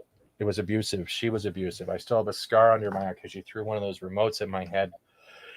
It was crazy. Her drug habit cost the life of my twins before birth because we had to make a decision, but she put the decision all on me and then got angry at me when after it happened and told me I'm not allowed to get upset, that I don't understand. I got years of I love you, but I don't respect you. I'm terrified to get in a serious relationship with anyone because of that shit. I've watched my brother, who not only got married and bought a house within a year, get divorced in the same year.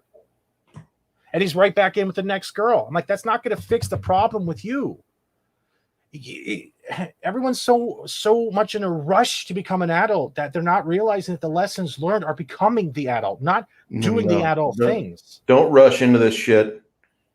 Don't do that.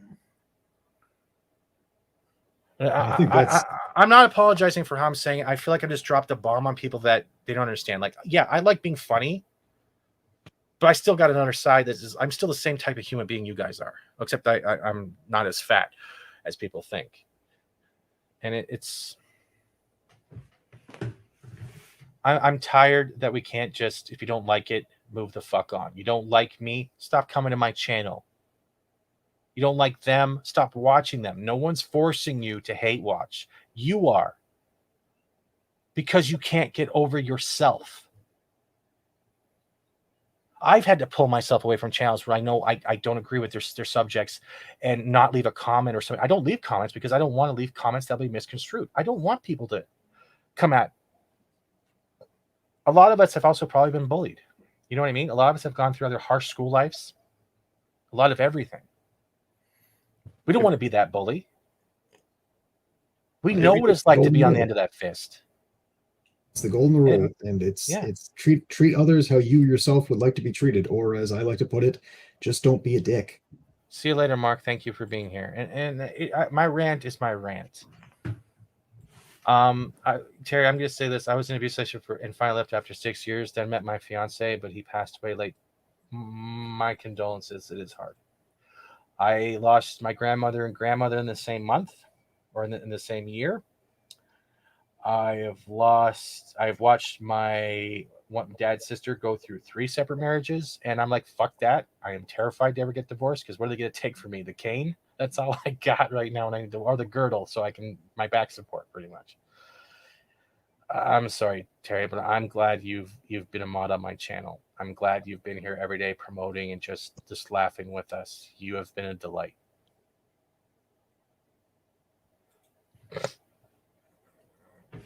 I know I don't like going off on people. I don't like making hate videos. If you go through my channel, I don't make hate videos. I don't it's too much energy to hate. It's too heavy. It is. I'd rather laugh than sit brown. You can vent your hate and it can still weigh on you.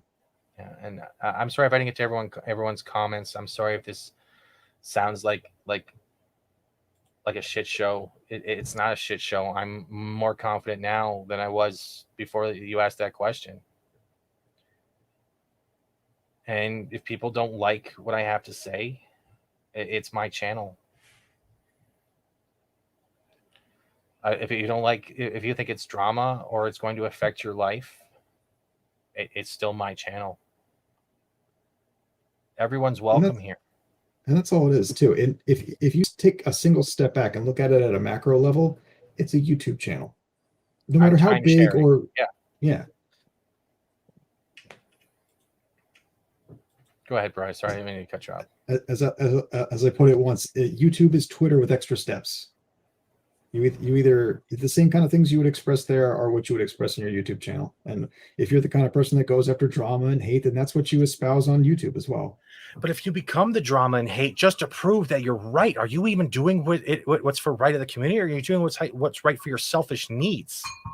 Fuck, even I'm guilty of that because I second guess what people could be doing or could not be doing. And I at least if I know I'm wrong, I will admit and apologize to it. But if I'm right and it turns out weeks or months later that they are exactly the person I thought they were by my gut feeling, fuck that. You know what I mean? Yes, I do. I know exactly what it feels like to be wrong, to be right way too late. I understand that feeling all too well. But that's the thing. You can never change a person's persona. You can't warn everyone about a person's persona because they always will act differently between another, or they'll understand differently. But like, look at the channels that are being taken down across YouTube just for like showing shit. Facebook exactly has turned into another one. Hey, Kyluck, I see you there. Jeebus, you get it too. And Purple, I know you've dealt with your fair things as well. And you've been very supportive. Everyone has. I'm grateful for all of y'all. I kind of wish you guys were all there when I was going through school. I've been through 13 schools, and that's not including high schools. Every one of them I got beat the fuck out of. It was like, oh, there's that hit. Put that on the back. But I'm a better person because of it, and I will always appreciate it. I will appreciate everyone I've met that respects what I say or just wants to talk. And I even thank you guys for being here today. This did not turn out the way I wanted to, but what makes me happy is talking. Everyone's so afraid of not being themselves because they have to be filtered that they're forgetting that the whole problem of being human is you're going to be unfiltered. You're going to say what you speak from your heart. If you don't listen to your heart, why the fuck is your mouth open? I don't think you're giving yourself enough credit, man. I think this stream turned out fantastic. It's an open and honest stream, and sometimes those are the best. Yeah. And I will never give up. But I have enough receipts, and I cherish a lot of people. A lot of people. And I don't know how I can ever thank all of them for how they've helped me not only get my computer, helped like donate money, super chat, even just subscribe to the channel, show up for the yelling at friends where I literally sound like I belong on a porch in a rocking chair yelling at whippersnappers, for fuck's sakes. Dad, man, I'm looking at you. But I think more channels need to do this without targeting the people, but showing that you can still be yourself, because that's why people tune in. Fred says, I was bullied in junior high, brutal. Then I beat up one bully, and thank God it freed me from that cycle. I didn't fight. I pretty much disarmed them. So I would hold them at the wrist so they couldn't throw a punch. They tried to kick me. I just kneed them in the balls. But that was only a couple times. I had it. I said whippersnappers. Yes, man. I hope your dinner is going well.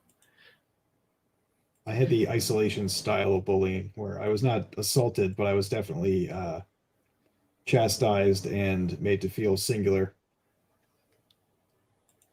Careful of the words in the chat, though, Jeebus, but I get what you're saying. I'm not political. To be honest, I don't give a fuck about politics. I don't. I'm not left. I'm not right. I'm not center. I don't give a fuck. I really don't give a fuck. It is the most unemotional thing to ever be attached to.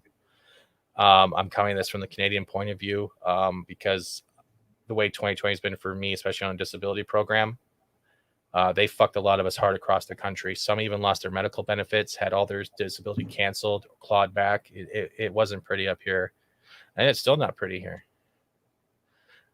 But that thank you, Shay.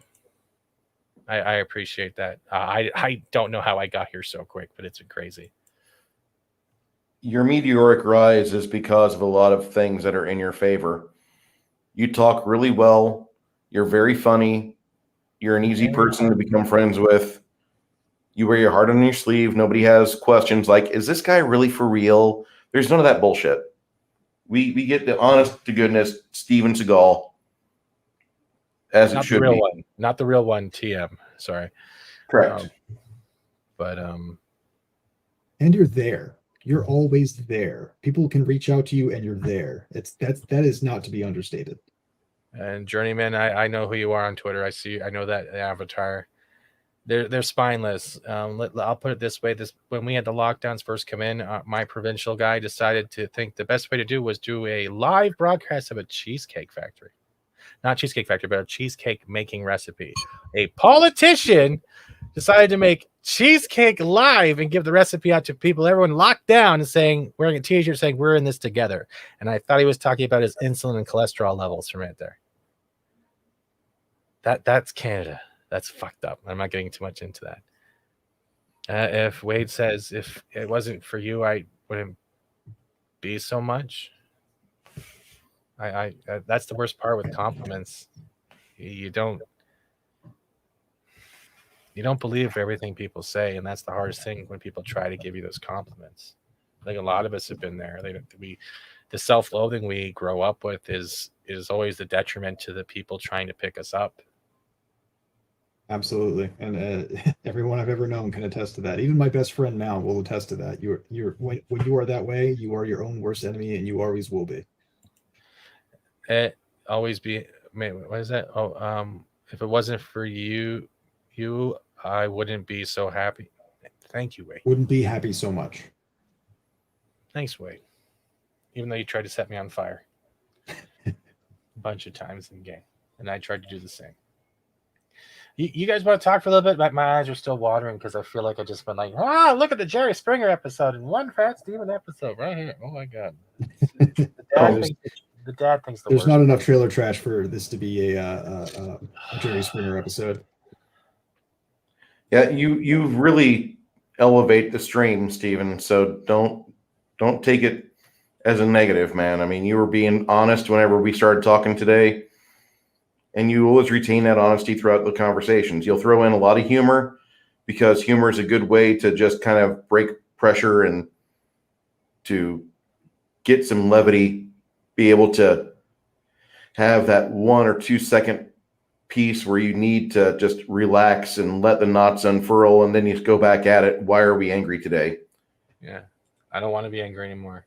I'm not even really angry in the game, but it's a good title because everyone remembers that. Yelling at friends is the perfect thing because everyone remembers sitting around playing like GoldenEye or Sonic or wrestling or fucking co-op LAN Halo at night or Quake, and they just remember their one friend just chicking the controller out of their hands because they just wanted to score like 1 point because they couldn't do shit. Everyone remembers that, and that's where the name came from. Let's be honest, like we all love humor, but a lot of the best humor is based on the trials and tribulations that we all go through in our lives. And if we didn't have those, if we didn't have that anger or hate to need that humor to relieve, we wouldn't appreciate it as much. Wait. I was in a fake Jerry Springer show in Austin. I hate you so much right now, Monkey Jeebus.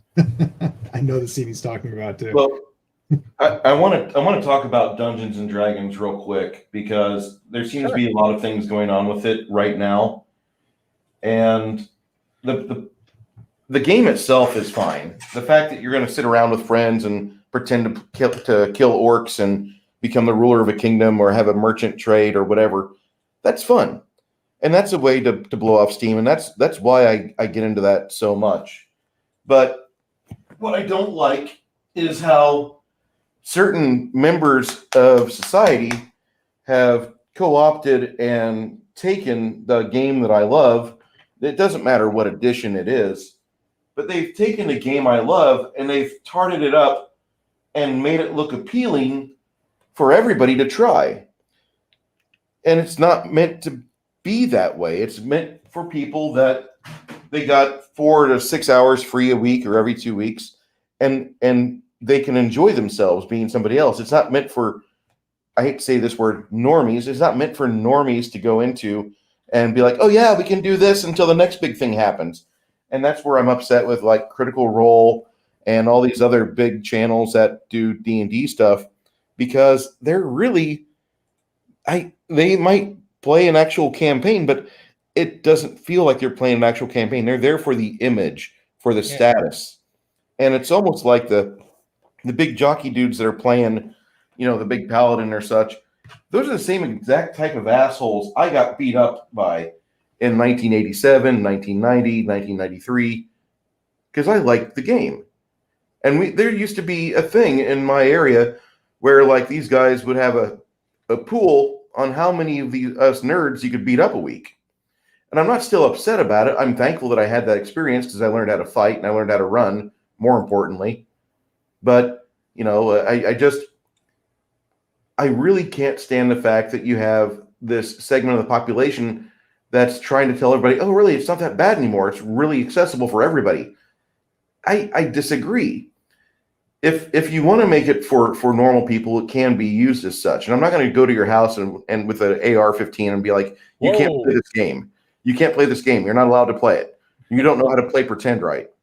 But at the same time, I get disturbed by the level of commercialization with what should be a niche hobby. I'm actually very disturbed. I don't mind it having great video games. I don't mind the books coming out, but I hate the fact that you have so many people out there that are trying to tell you that this game isn't so bad now. No, it's the same nerdy game it was in 75, in 87, in 95. It's the same nerd fest. It's the bullies trying to take it away now because it's cool now because they picked on you guys, picked on like all of us so much, any type of nerd so much that now that it's the cool mainstream thing, all they want to do is take it away and make it theirs now. So they're literally just squatting over with their micro penis going, it's mine now. I am the captain now. I am the Captain Marvel now.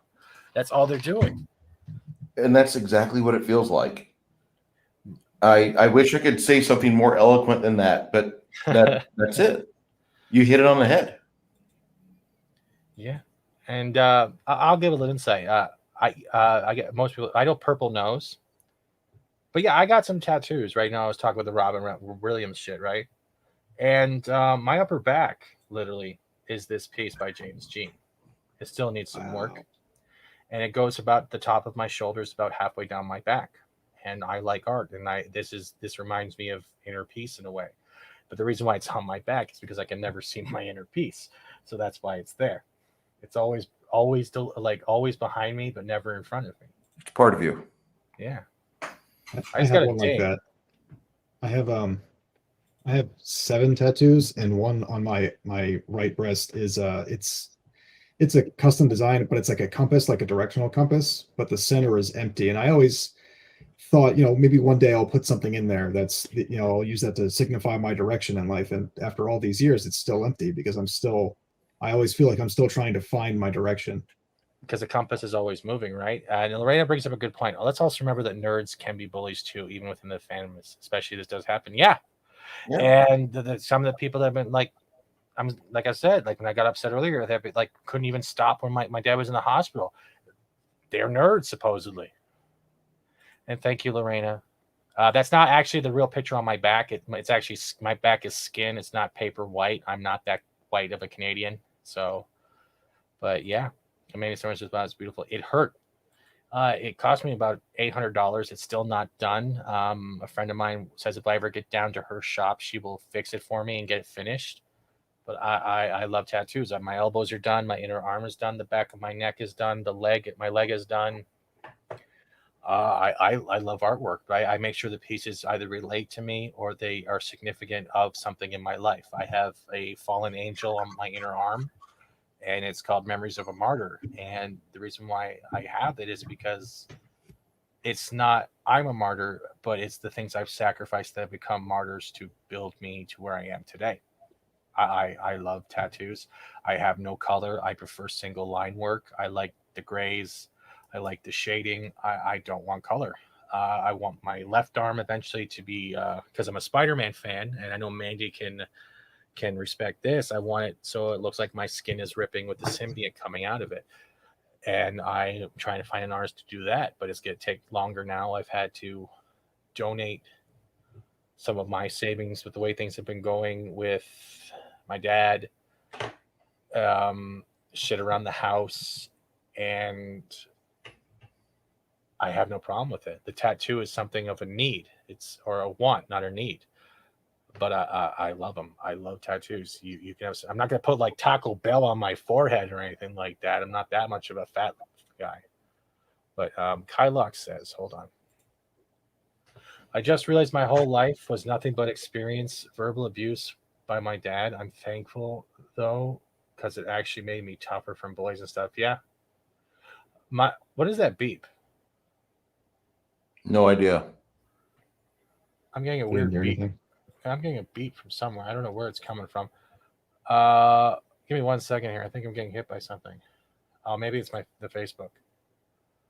But my dad, one of the reasons why I never worked fast food, because my dad back in the day, he was still a heavy drinker, still was before the hospital, and he said one day you're going to work at McDonald's, you're never going to leave that job, and that was one of the reasons why I never applied to McDonald's for any fast food. He was like, "Fuck that, I'm not making that a reality."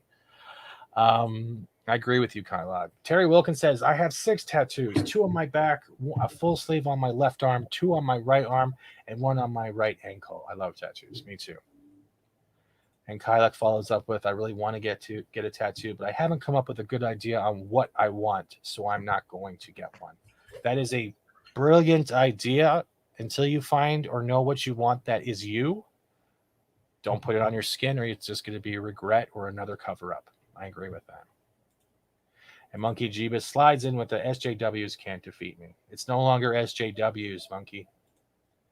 It's actual people pretending that they're not SJWs or pretending they give a care about other people in a community, a fandom, a family, when all they're in it is for one thing.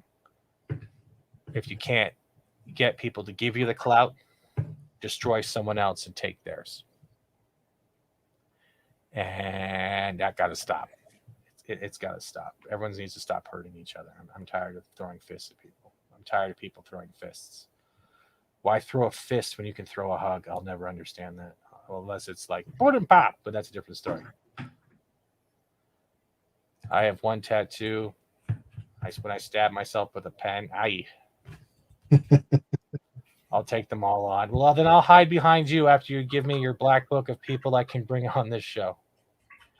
And honestly, thank you, Lorena.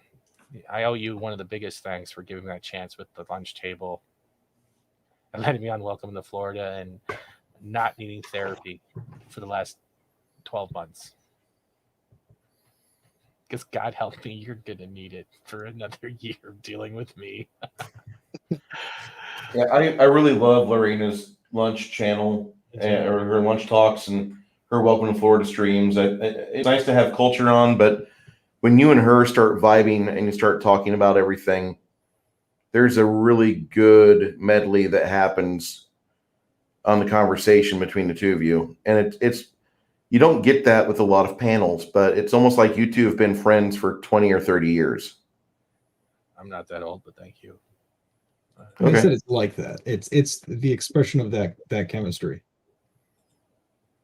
Yeah. It's living your life through a screen, but a couple of people know what I really look like. I let them know I trust them enough. They've been there. Thank you, Lorena. But yeah, I'm not going to give up, and I hope, Bruce, you don't give up to your pain. That's another one. I'll get into my pain next. You worked through a lot tonight. Doing good. Keep going. All right. I've got to figure out the camera thing to show up on these. You don't need a camera to show up, Dad, man. You just click the link. Make sure your mic is working. Eventually, I'll walk you through and teach you like I did 24/7, and we can. Then I have the reason to mute you anytime I want. Hello, Tim. But you guys have anything to say before I go into another topic? Because I've been wanting to actually talk about myself for a while. And so if you guys want to share something before I get into this, I will. Go on ahead. For those wondering why I'm on disability, I was a bike messenger for almost a decade. Now, those are the guys on the single speed bikes or the fixed gears who literally deliver packages around the city. I worked about 2 companies for about almost the full length. I was working one company for about a year, then switched to another company, left that one because it was commission, found one that was giving me a guaranteed pay every 2 weeks, followed by me going back to the old company and using the commission for like just dicking around money. Through that 9-year period, I've had 16 separate drivers who were morons and hit me with their car. A lot of them weren't too severe. A lot of them were like, "Oh, here's a $500 cash. Here's some of this more cash. Pay you off. Don't sue." Yada yada yada. In the 9th year, this guy decided to open his door in oncoming traffic. I not only hit the door with so much impact, it ripped it off the hinges. I flew 30 feet up in the air and landed chin first on a manhole cover. It scrated my like literally lacerated my chin open like Pac-Man style down to the bone. It destroyed the lower gums of my jaw and herniated my spine to the point that if a neurosurgeon touched it, I wouldn't be able to walk ever again. And I see a neurosurgeon every year to see whether or not it's getting worse or whether it can be operated on. So when I say I have no fucks to give and I don't have much to take, it's pretty much dead on. And it's not something I ever want people to look on me with sympathy for.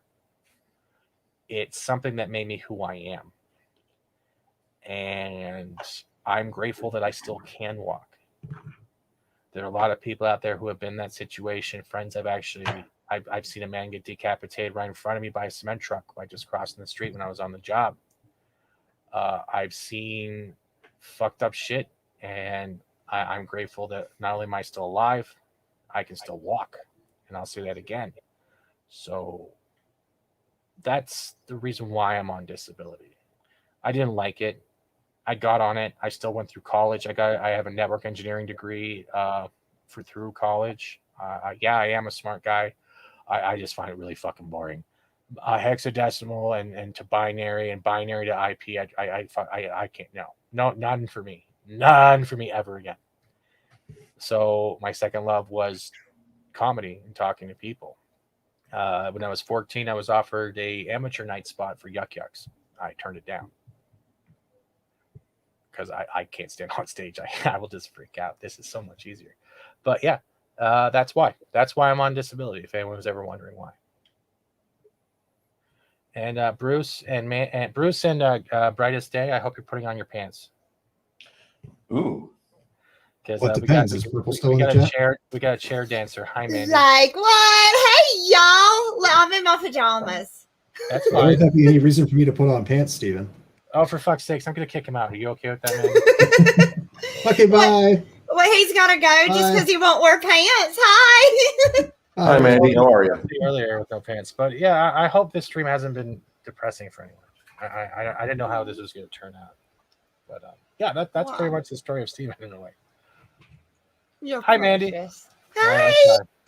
How are you? I'm good. I got on my Snoopy shirt. And doing the dance as usual? Yeah. He likes to dance. Brightest doesn't know what to say anymore, but Bruce is one of your biggest fans.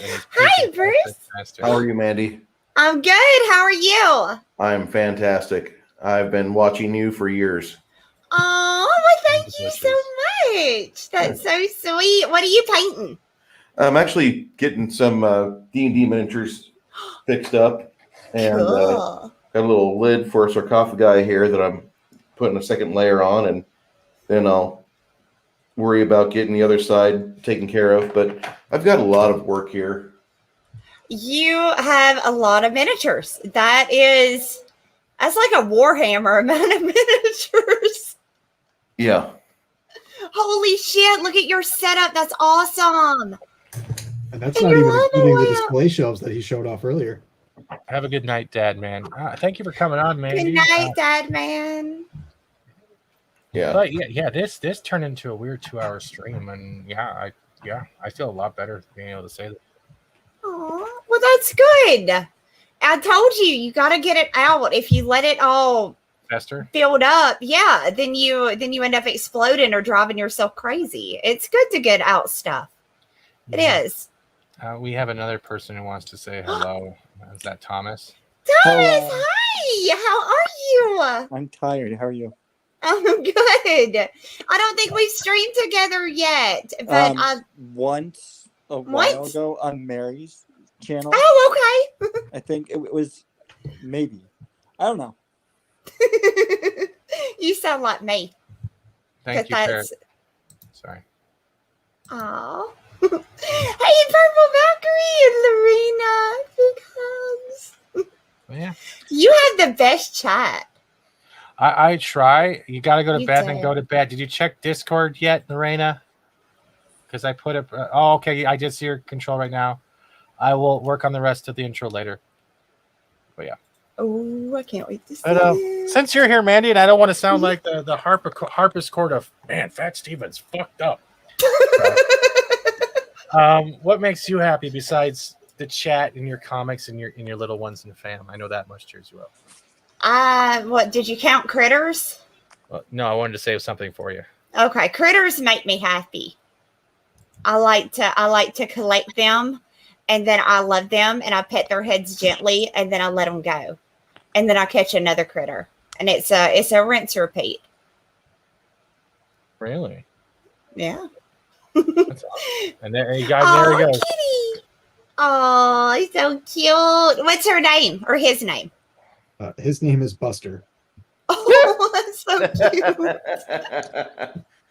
What's the full name of the cat? Name the full name. Don't play that game, dude. You Don't said play twice this game, already. dude.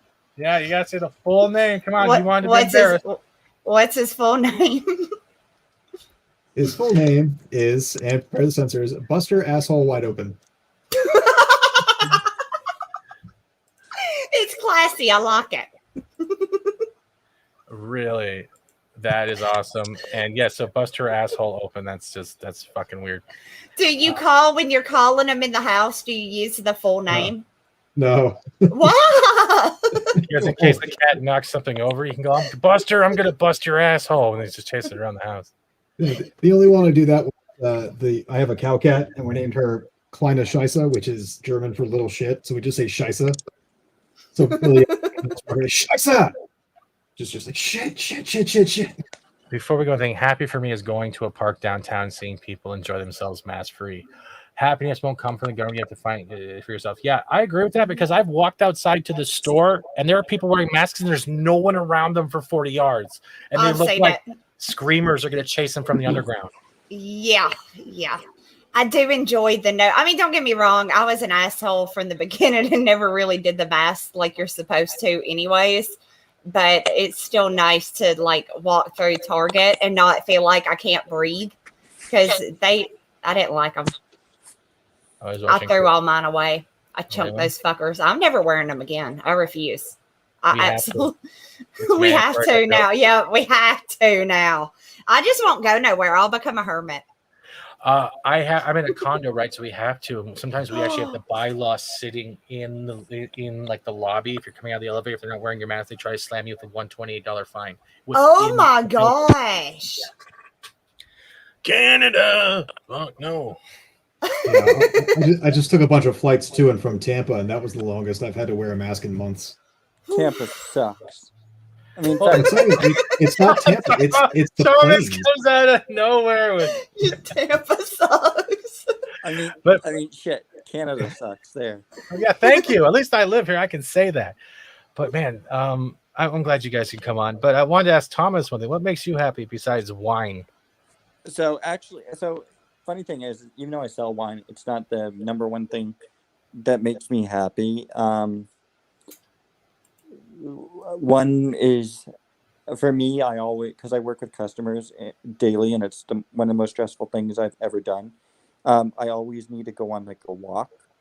So when I get home I walk to work. I don't have a car. I don't have a license and I walk to work and it's like 30 to 40-minute walk. And it's the perfect thing to refresh me from dealing with the customers because I can be around nature.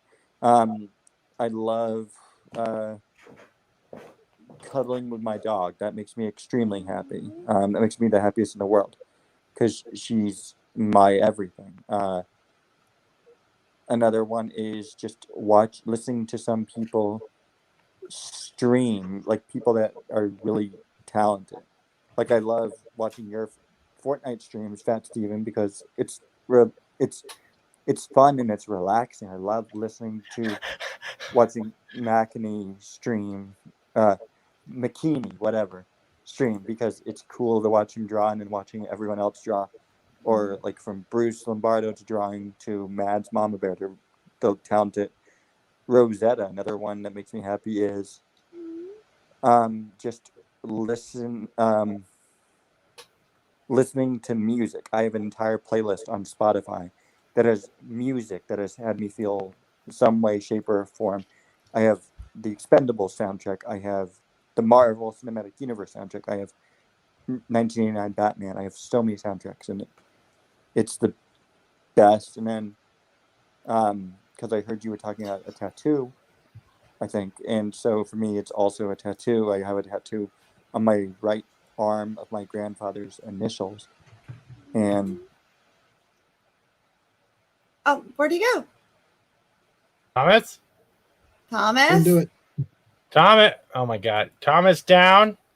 Thomas is down. Thomas. Attention, Crisco Corp customers. We are looking for a Thomas Gilkey, aisle 4. Thomas Gilkey, aisle 4.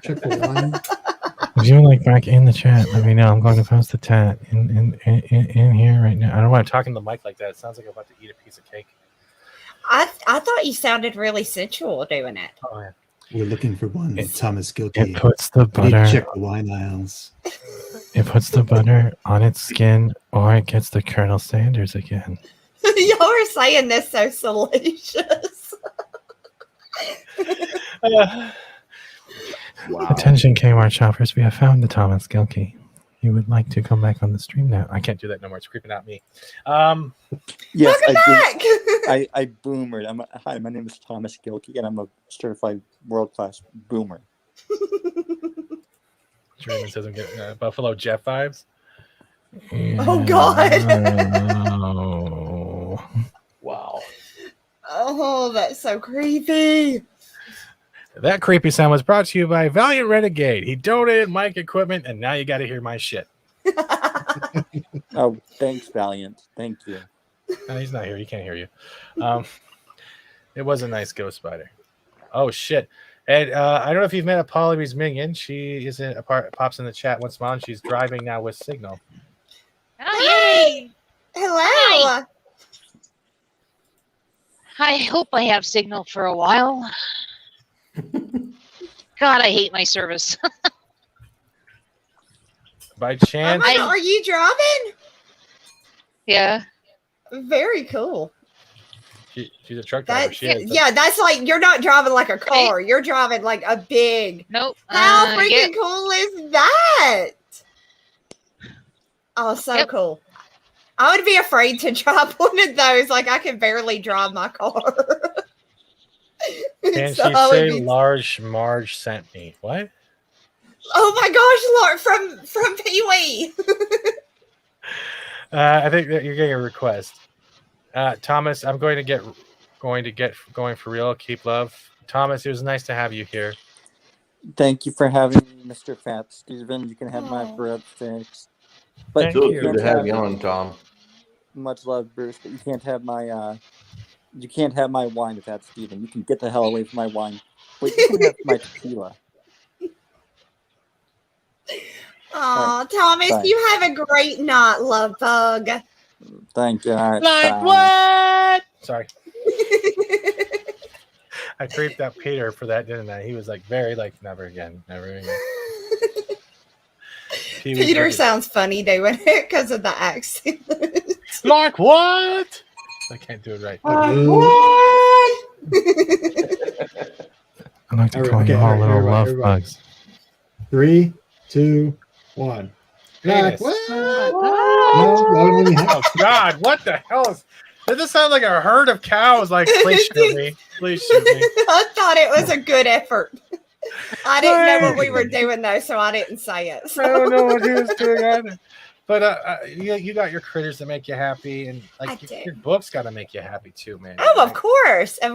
Just the fact that I'm able to do this. This is a thing now to where you could be like, I'm going to make a comic book and then do it. I mean, how freaking cool is that? I actually got to fill out forms recently, and I was able to put like comic book creator like under employment instead of like housewife or something or stay at home mom. I was actually able to say that I do things. I put stuff out there into the world. So it's awesome. Congrats. And of course I love to dance, and like Thomas, I love music. I like playing my flute. Don't start that. No, don't you do it. Don't y'all do it. God damn it. I knew it. I knew you asses would do that. Oh, you got a doggy.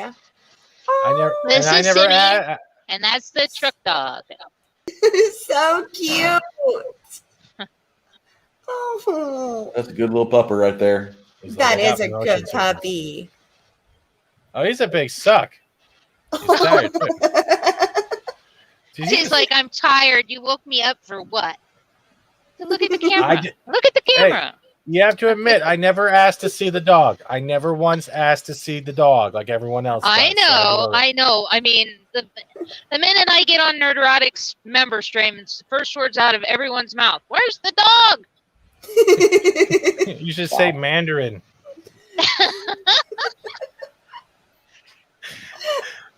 Because one of the thought, yeah. Why do you want to come on to?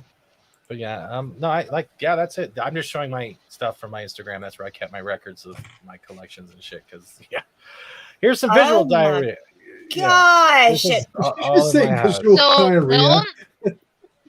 I have a few of those. I have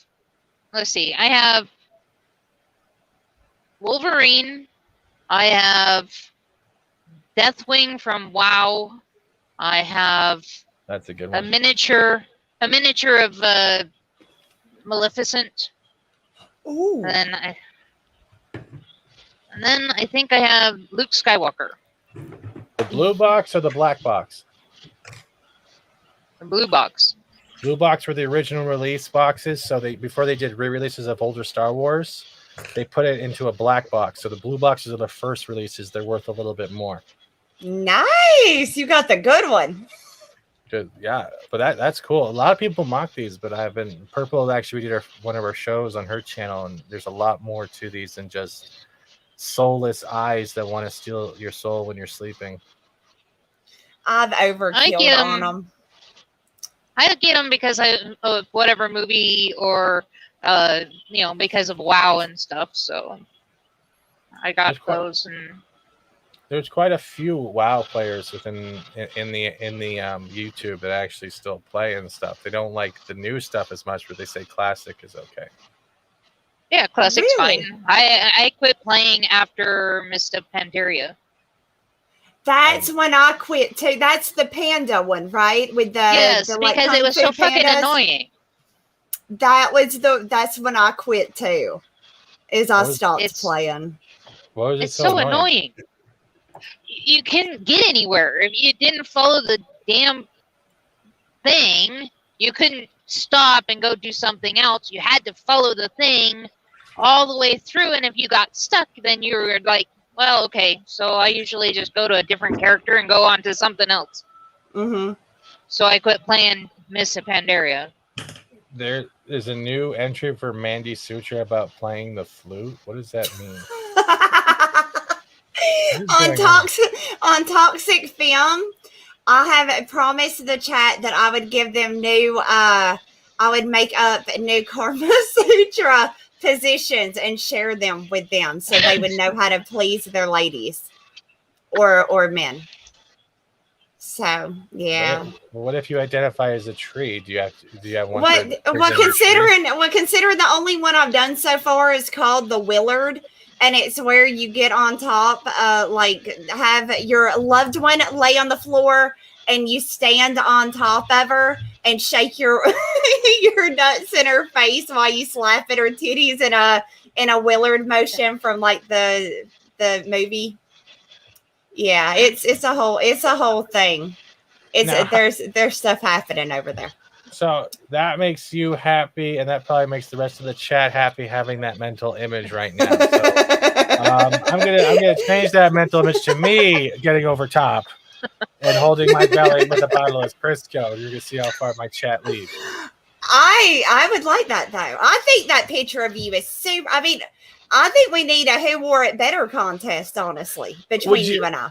I'm not going to wear that ever. I think that's as most as ever going to see. I can't put it on a V2 model, but I do want to put it on a shirt. And that's gonna be, I hope that's going to be fine.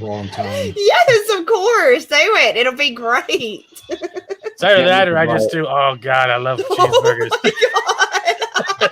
There's Kevin Smith's He-Man right there. Masters of the Universe, my ass. I'm sorry. Oh, but he's got his hot dog and everything. And then we got Nicolas Cage, Loki. Oh my God, that Nicolas Cage outfit. Unironically, the least disturbing of the three. Really? You don't like my ass? I worked out for this. He squats, bro. I do. But yeah, we're getting more people in the chat when we're showing that shit. You guys are sick. Sick. I don't even know what to say to this anymore. But Bruce, you're a huge fan of Mandy. Do you have anything to ask her? Do you mind if I put you on the spot? Mandy, whenever you were doing, you were doing like, just normal life things, and what was the event that caused you to say, I'm going to make Wart the Wizard? I'm going to make this a thing, because I think it's a cute story. Oh, thank you.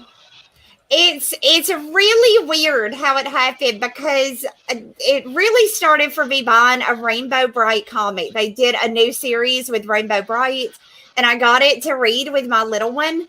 And after like issue 6 or 7, I can't remember which one, they canceled it just out of the blue. So I went online to try to figure out why I couldn't buy the next comic, like what happened. And I kind of got red-pilled in a way, to where I found out about your boy Zach. I found out about Comicsgate. And I never in a million years thought I'm going to make a comic. I didn't know how. So it never even dawned on me. But then I saw where like normal people were able to like make comics, and I had this story, and I thought, you know what? I believe in what this movement is about. This is my little way to kind of fight against all the things in the world I don't like anymore. And it's a small thing, but it's something. It's in a way speaking out. So yeah, I found out about it, and I was like, all right, I got to do this. So I started watching YouTube channels and trying to figure out how to do it. And all right, what do I do? Where do I start? And yeah, I just made a YouTube channel and a Twitter, and I was like, all right, here we go. And and here we are. So Rainbow Bright was a defining moment for you. About Rainbow Bright. 7. Okay. And that's cool, because a lot of individuals, they need to be at this point where they're looking across the cliff going, what now? What do I do now? Mm-hmm. I've got this, but what can I do? Exactly. And they don't have a plan. So it sounds like you just kind of were internally motivated to write books for your children. Mm-hmm. And you just went at it. You just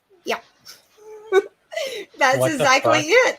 I had that story that I had been telling my little girl for years, and I thought, yeah, it would be really cool for my kids to, see me doing this. It's something they can be proud of me for. I made a comic book, and I let my kids have a part in helping me, and it's been amazing. And then the day that I was sitting in the kitchen and I had the print files were done, and I had got my sample Wart the Wizard back, and my husband was sitting there reading it with my little girl, and she started talking about his beard and asking, I'm like, well, what level wizard are you? And they were like having this moment, this father-daughter moment with the comic book that I wrote. And it was just like, it melted my heart. And it was like, this is what I was meant to do. This is amazing.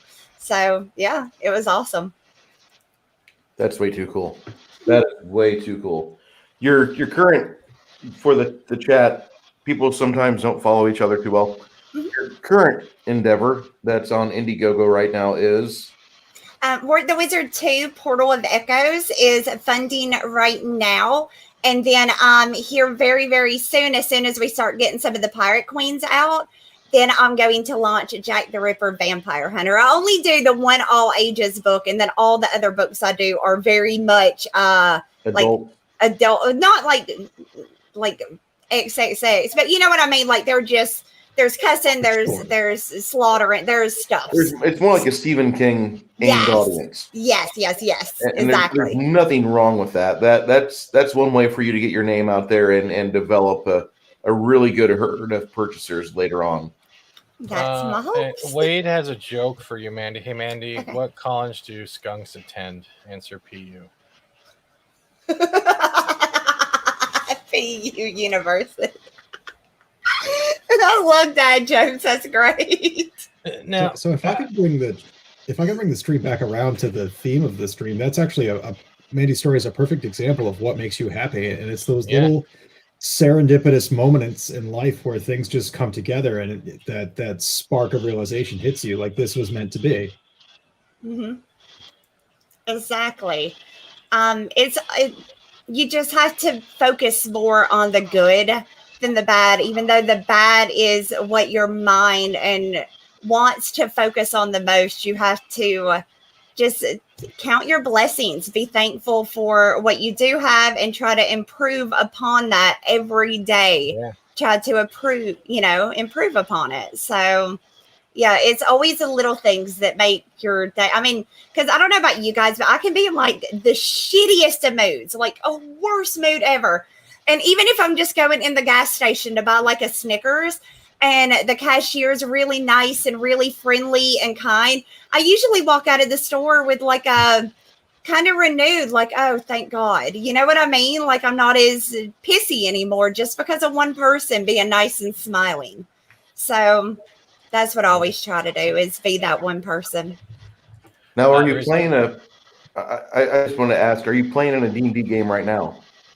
Am I playing a what?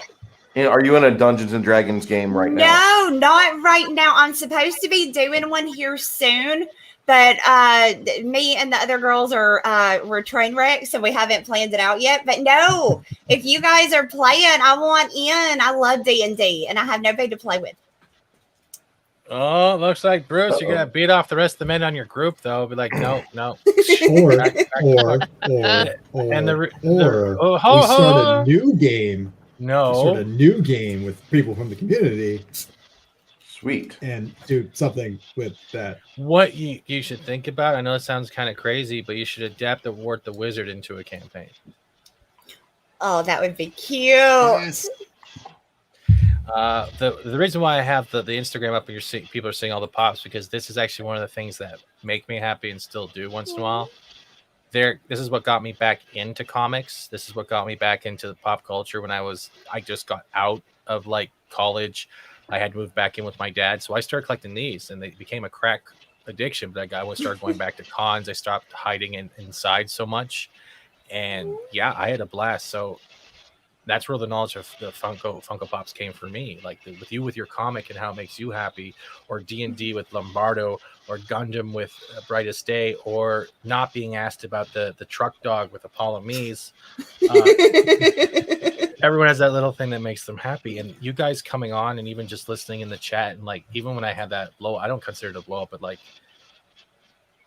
thank you for listening, and that makes me happy. It gets rid of that.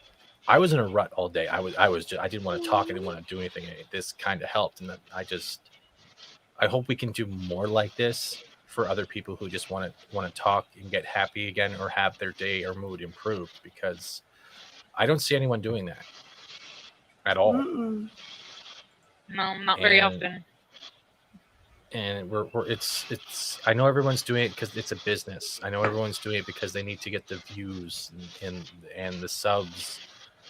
But are we doing it for the human interest? That's the question. Well, I can honestly say I'm not a YouTuber. I'm pretty much just lurk in everyone's channels and watch the chat and talk to some people. But mostly I don't talk very much. You talk until you get me started. Until you get me started. How about those pandas? The what? How about those pandas? Oh, for God's sakes. And I don't want to talk about WoW. So I definitely keep telling myself on a regular basis that I use YouTube as a hobby. I use it as a reason to do the things I was doing before, but somehow found my way out of, largely to the events of last year. So my Gundam build streams were literally just a way for me to get through the giant backlog I had built up that I just wasn't motivated to do. It became motivation to do the things I was doing before. Nice. Nice. This is like my job now. Lunch table. Yeah, I get paid in chicken nuggets. That's the joke, but it's my job now. Being laid off, like YouTube is my job. I look at it as a job. I do the best I can as much as I can. And Calvin Michette says, we'd be crazy to offer. Welcome to Florida Funko Pops the Fest. I don't think I can fit in the box. But if we're lucky, tomorrow Chuck Dixon will be coming to the Welcome to Florida anniversary as well. I can't wait. How freaking cool is that? I asked him today. Well, dude, he's awesome. We had an interview with him last week on like 2 weeks ago at Comic Book Roundtable, right? And we just did a Q&A with the chat, and he answered everyone's chat. Had a great time, and it was one of the best shows I've had on my channel. It was fun. Chuck's a great dude. Graham's the same way. Oh, I love Graham Nolan. He is amazing. We're trying to get Stan Sakai. I know Jeebus gave me some hints, but he's the Yosimbo. I can never say the name. Yojimbo. Yojimbo? Yes, Yojimbo? that creator. Yeah, and I want to reach out to him. Monkey's been great with trying to tell me about things I should try to do. Zach Seven's been really cool too by doing viewer request interviews. That's why I reached out to Kaylee, because it's the human interest stuff is great. Like getting to know the people just around us, not always looking at this or that, but just the person beside you is definitely more important in a way. And when you're able to get that chance to talk to someone that created a famous comic book character or a movie for even a minute to answer their question, it can change their whole day. And that's why I let Bruce ask you a question, because he was drooling earlier. And Brightest Day still drooling. That's why he's wearing a bib. Are you wearing it? He's not wearing a bib, is he? It's on his pants. That's what he said. No, I thought you were talking about OT. No. But and ever in the chat, I do Purple. You're also welcome to come on too. And Thomas, when he came earlier, that guy's the inspiration, man. Thomas sees good in you, and he reaches out to you in DMs and asks if you're okay. That means he cares. He will reach out and talk to you no matter what. He's a sweetheart. He is a sweetheart, and he is. A lot of people. I'm impressed that he streamed for 10 hours. Let's put it that way. I was there for that. Longest I've ever done is 6.5. So that's what she said. I don't know the longest. Well, I streamed for a long time on New Year's. I think I streamed for about 8 or 9 hours because it was a New Year's. Like what? New Year's. Like what? So, Steven, which one is your most prized possession of your Funkos? Which Funko is your baby? Give me 1 second, and you guys talk. I'm gonna take a picture of them. Oh my god. Okay. So, Mandy, for those of us that don't know, what is the story behind Wart the Wizard? What is the actual story? Okay, so did you guys ever play games I don't know, Leisure Suit Larry and King's Quest and stuff like that? Sierra Online. Yes. Sierra Online. What? Okay, so those were my favorite games growing up. When I was little, those were always the game, King's Quest I loved, right? So I thought, I've never read a comic book where there is a superhero or a wizard in this case that just can't do shit, right? He has no spells. He's level 1. So, and then I took all of stuff that I loved from video games and just all these fantasy stories. And really it's about a level 1 wizard with no spells that has to go around his realm of Brightmoor. And he keeps getting himself in trouble. Everybody's making fun of him because he doesn't have a beard. And because, a wizard should have this epic wizard beard, and he didn't have one yet. So the whole time he's he doesn't realize it, but he's ending up in front of the most villainous, powerful wizard in the entire realm, who is Grade Moss. But what Wart's actually trying to do is find a beard so people will start respecting them because they don't grow beards. You earn them or you find them. So, like, that's what he's trying to do. He don't give a shit about, like, defeating grave moss or any of that. He's really kind of an asshole. Yeah, just a level 1 asshole wizard that has to solve, like, get himself out of situations by finding items and then figuring out how he's going to use them.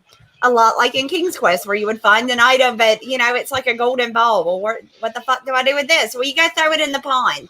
And then the frog comes up and you kiss him. So there's a lot of that.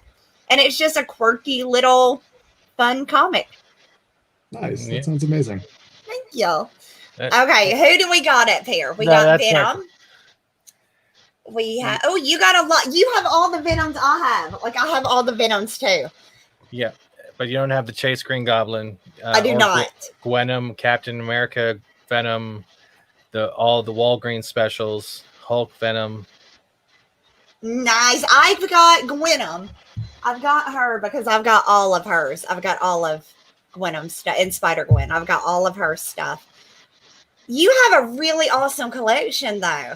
There's only one that you're missing that I have that you don't, and you need it. That's the glow-in-the-dark antitoxin. Rainbow Bright. How do you not have a Rainbow Bright one? Because people look at me funny when I leave the store. That I can believe.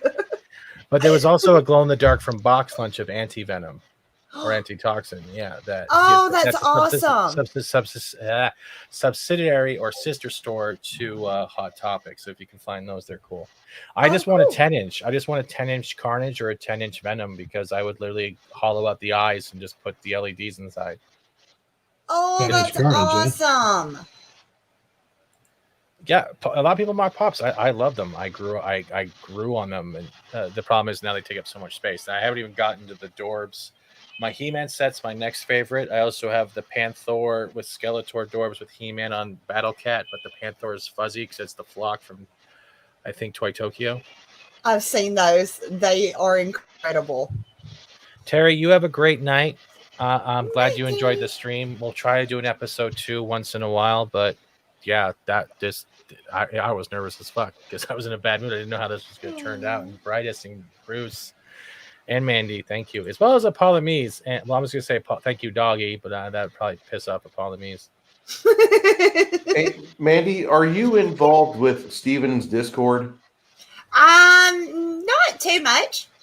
Okay, I'll need to find a way to hit you up and let you know our schedule for D&D if you're serious. Oh no, I'm 100% serious. Hit me up in my DMs or I'm easy to get a hold of. Come to my Discord or or invite me to Steven's and I'll come in there and aggravate the shit out of everybody. No, you won't irritate me. Trust me. You'll probably scare away all the men. I will not. Well, they'll be intimidated. Just go where all the boys. The men will stay. Does that include the drooling men? Yes. Are they one and the same? Yes. I like how quickly he cleaned up that green screen and like did all the cleaning around the house when the camera was off. It's like, Mandy's coming on. I got to get all cleaned up. I did that like a half hour ago, buddy. Well, since Wyatt already agreed to be an interview in the future, do you know Wyatt Holiday by chance? Me? Yeah. Yeah, he's on my channel with me all the time. Should I let him on? Has he been a good boy? He is amazing. He is such a sweetheart. He has been my friend. Me and him, we launched our first. Hey, Wyatt! We launched our book. Okay, that's why he's gone now. Yeah, there you go. We launched our books at the exact same time. So Wyatt was my first friend. He was my first friend in Comicsgate. And now he can't get rid of me. Did she also send you on shopping sprees and lists for her? I need this. You must get this for me. I need this now. You will do this. You will not get the power of Grayskull ever again. Mandy demands satisfaction in final form. Get it now. No, I actually don't get sent on shopping missions because I circumvent that by just getting her things anyway. Like that Conan Funko Pop that I got her, signed by Roy Thomas. I hate you. And where's mine? Yeah, so So yeah, I just buy things. I'm like, ooh, Mandy would like this, and then that way I avoid the shopping missions most of the time, I think. I sent you some goodies too. Yes, you did. I sent you a Wonder Woman ornament for Christmas. That's right. I I sent you a shopping list for Christmas to bring me back stuff, and then Are I you said, talking "Thank you." about me getting Lorena to pick me stuff up at Disney? Yes, that's exactly where we're going with, because that's what Peter was talking about. He's like, she keeps sending lists, and all I want to do is draw. And he wants to do 3 or 4 months with 4 books, and I keep sending me to the grocery store. She was going anyway. She was going to be there, so you might as well pick me up a few if I don't come back with things. something. It's bad enough she didn't take me with her. The least she could do is send me something back. I'm still waiting for my paycheck from last year. What are you talking about? But Wyatt, you're going to be on the future. I know you reached out. You're one of the few people that actually reached out to be a guest, rather than me going, please don't make me feel insecure and say no. Please don't. Well, man, with that sweet avatar, I was like, you know what? I gotta hit this dude up. Really? This belongs on the back of a truck. You know, the mud flaps? This is where this belongs. That is exactly where that belongs. I want to tag Steven Seagal. I want 2 so I can put them on my mud flap. Oh my god! So I originally use that as a T-shirt because I don't want to take away from your business model. From Are you kidding me? Put them on a T-shirt. So put them on a T-shirt. I'll be the first one to buy one. Are you kidding me? Just make sure I can get a tank top. Oh, I okay, need tanks because it's hot right now. So I need tank tops. I get that. It's hot right now. It's usually 95 degrees average temperature from like April to October here. So yeah, tank tops are nice. Yeah, right. Granted, as a man, I don't have under boob sweat, so I'm really happy about that. That's you should appreciate that because it does get really uncomfortable with the underboob sweat. It does. It becomes highly uncomfortable. Your bra starts rubbing, and yeah, I don't like it. Wow. So who's going to Vegas? Are we going to Vegas? Nope. I want to go to Vegas. Can't afford it. What's happening in Vegas? The meetup. The Nerdrotic meetup. Oh, well, I need to go there. I can't Yes, go yes, you nowhere do. right now. I can't go nowhere right now. I'm saving Well, up good for news, I'm saving up for Disney. It's not for another month. The hell's wrong with me? I'm going. I want to go. You're going? Good. I want everyone to get me swag. I'm since I taking my can't go. mom. Nice. What do you want? Any swag that you can find. Any swag. Not your mom's swag. No, just any swag. Why is it not playing? Yeah, I'm I convinced Drew from Supreme Heretic to come with, so I'm bunking with him. Fun. That's awesome. He needs Y'all to are get gonna out. have a blast. He has to get his own flight, but we're sharing the same room. So Are you cuddling too? Oh God, you had to go there, didn't you? Those aren't pillows. you're the only one on the panel that takes up 2 whole beds, Steven. There, that's what's going to be at the Vegas meetup right there. Probably. That's accurate. Holy shit, That's pretty cool. that is It's going to be awesome. funny because I'm going to try to sneak into the Star Trek convention in my Battlestar Galactica uniform that I just got. Yeah, because that's going to pick up all the ladies. I'm confusing your Hey, you don't libido. know, man. Purple, you're welcome to come on too if you want, but I know it's. Come hang I out am with not. me. I'm not sharing that pic. Why are you sucking it in when you're when you're wearing the uniform? I can literally see it. That's what happens when you're at the He's Raid sucking Nest, it in. so Look, he's sucking it in. You can Don't make me take my shirt off. what? So you can suck that in too? I think Yes. he looks handsome. Look at him. He looks really official. Looks like he's about to fart. Oh God. I'm sorry. He does too. He's like, I gotta take a big wet one. The reason why I'm So I'm saying not this because he confirming keeps or trying to denying. drink, and I keep saying fart. Damn it! Well, I think it's a fine-looking uniform. I do It too. looks nice. Paul, I, you should get a I waited like bullpen a on the month and front a of half your for it to truck come like back. Mac. I was getting it fitted, and it just took forever to get back. So Polymies should get a wolf head on the front of her truck like Maximum Overdrive. Yes. Can you do that? No, it's not my truck. And yeah, zombies are nice. We were playing it. It was free on PS Plus, so you get that plus 3 DLCs if you guys have PlayStation. I'm almost willing to bust out a Jackbox for people for some reason. Jackbox games. I can't figure out how to use that. I fucked the that sound went all well. up. I can do It's two things easy. at once on my phone. No, I can't do that now.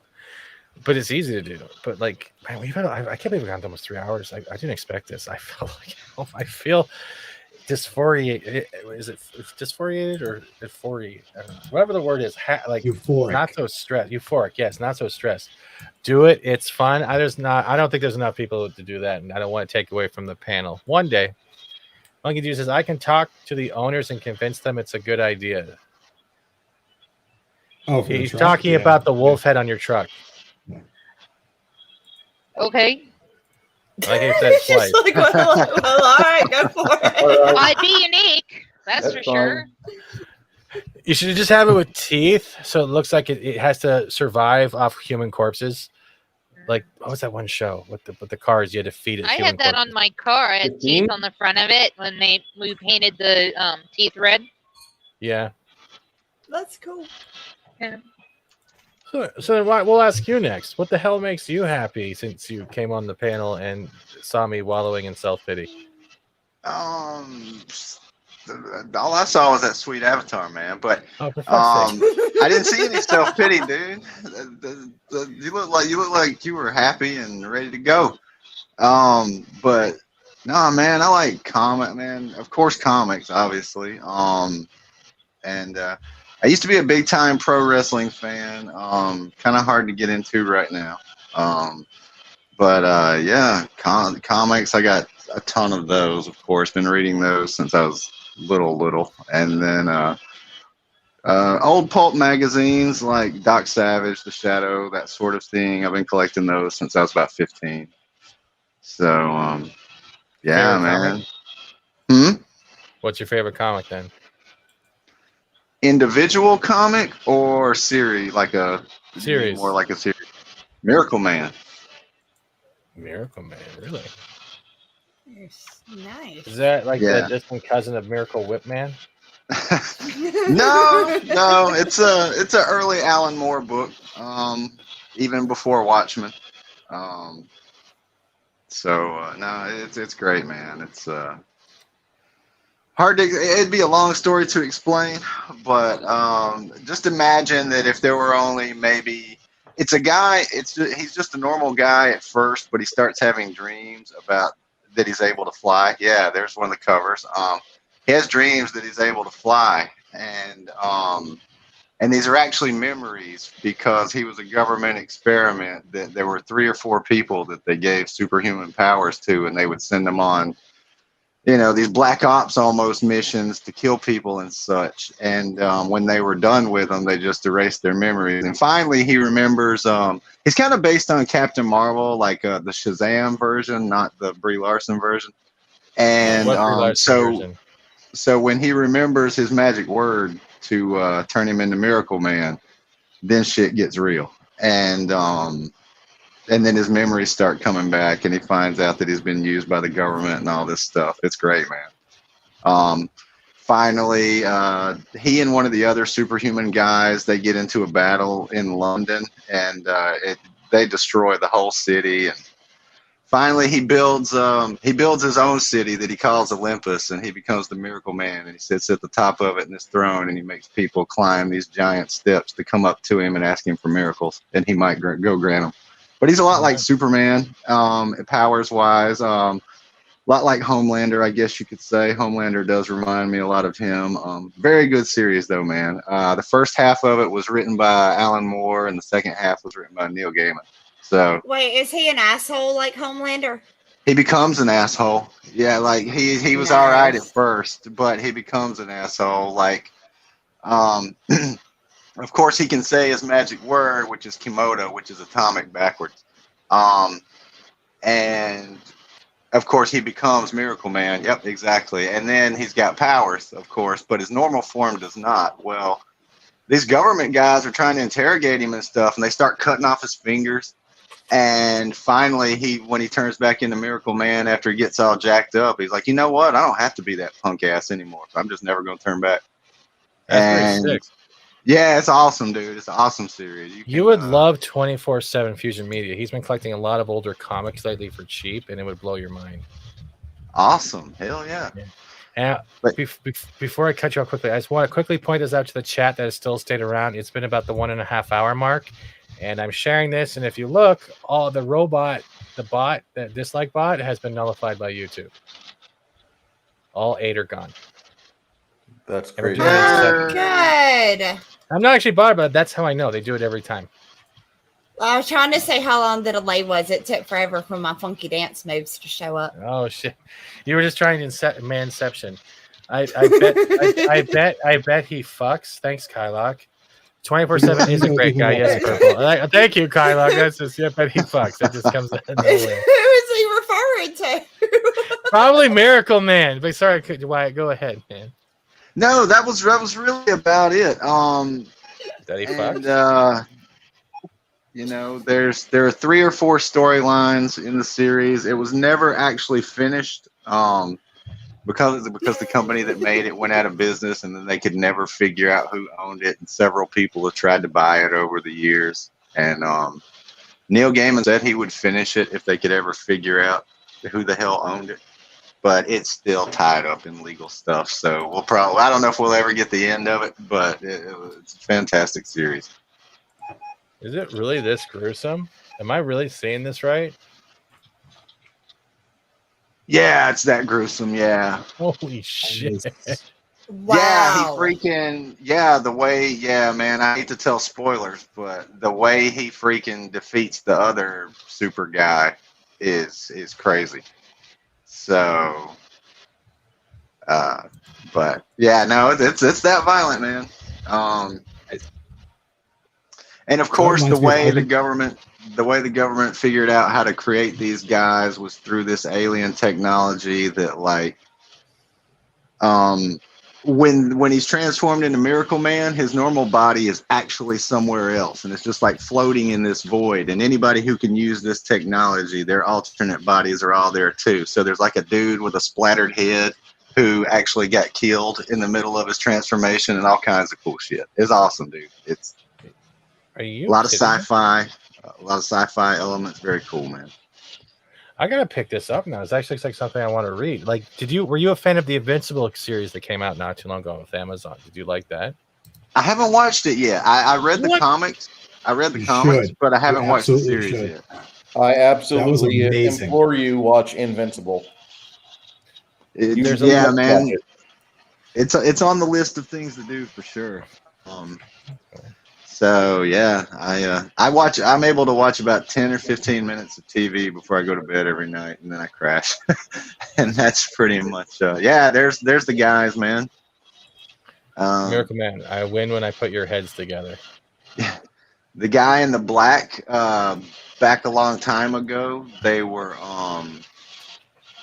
he was called Kid Miracle Man, because it was kind of like the Marvel family in, Shazam, where there's Miracle Man, Kid Miracle Man, she's Miracle Woman. And there was a guy called Young Miracle Man. He's the dude with the splattered head in the void. But Kid Miracle Man, of course he's not a kid there anymore, but his normal form still is like a 10-year-old kid. And so, except he becomes evil because he's just not a good guy.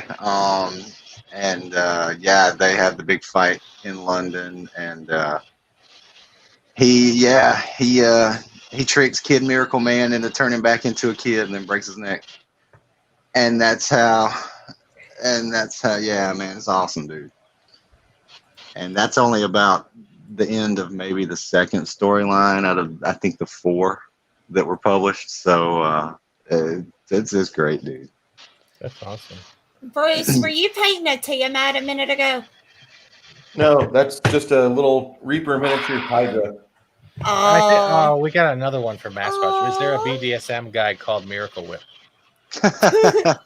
You did good with that one, hon. Looks amazing. I'm letting some paint dry before I go at it again. I've got to give that one about 2 hours of brush time before it'll look actually decent. It looks like shit right now, I think. Oh no, I thought it looked good. Eh. I thought it looked good. Show it.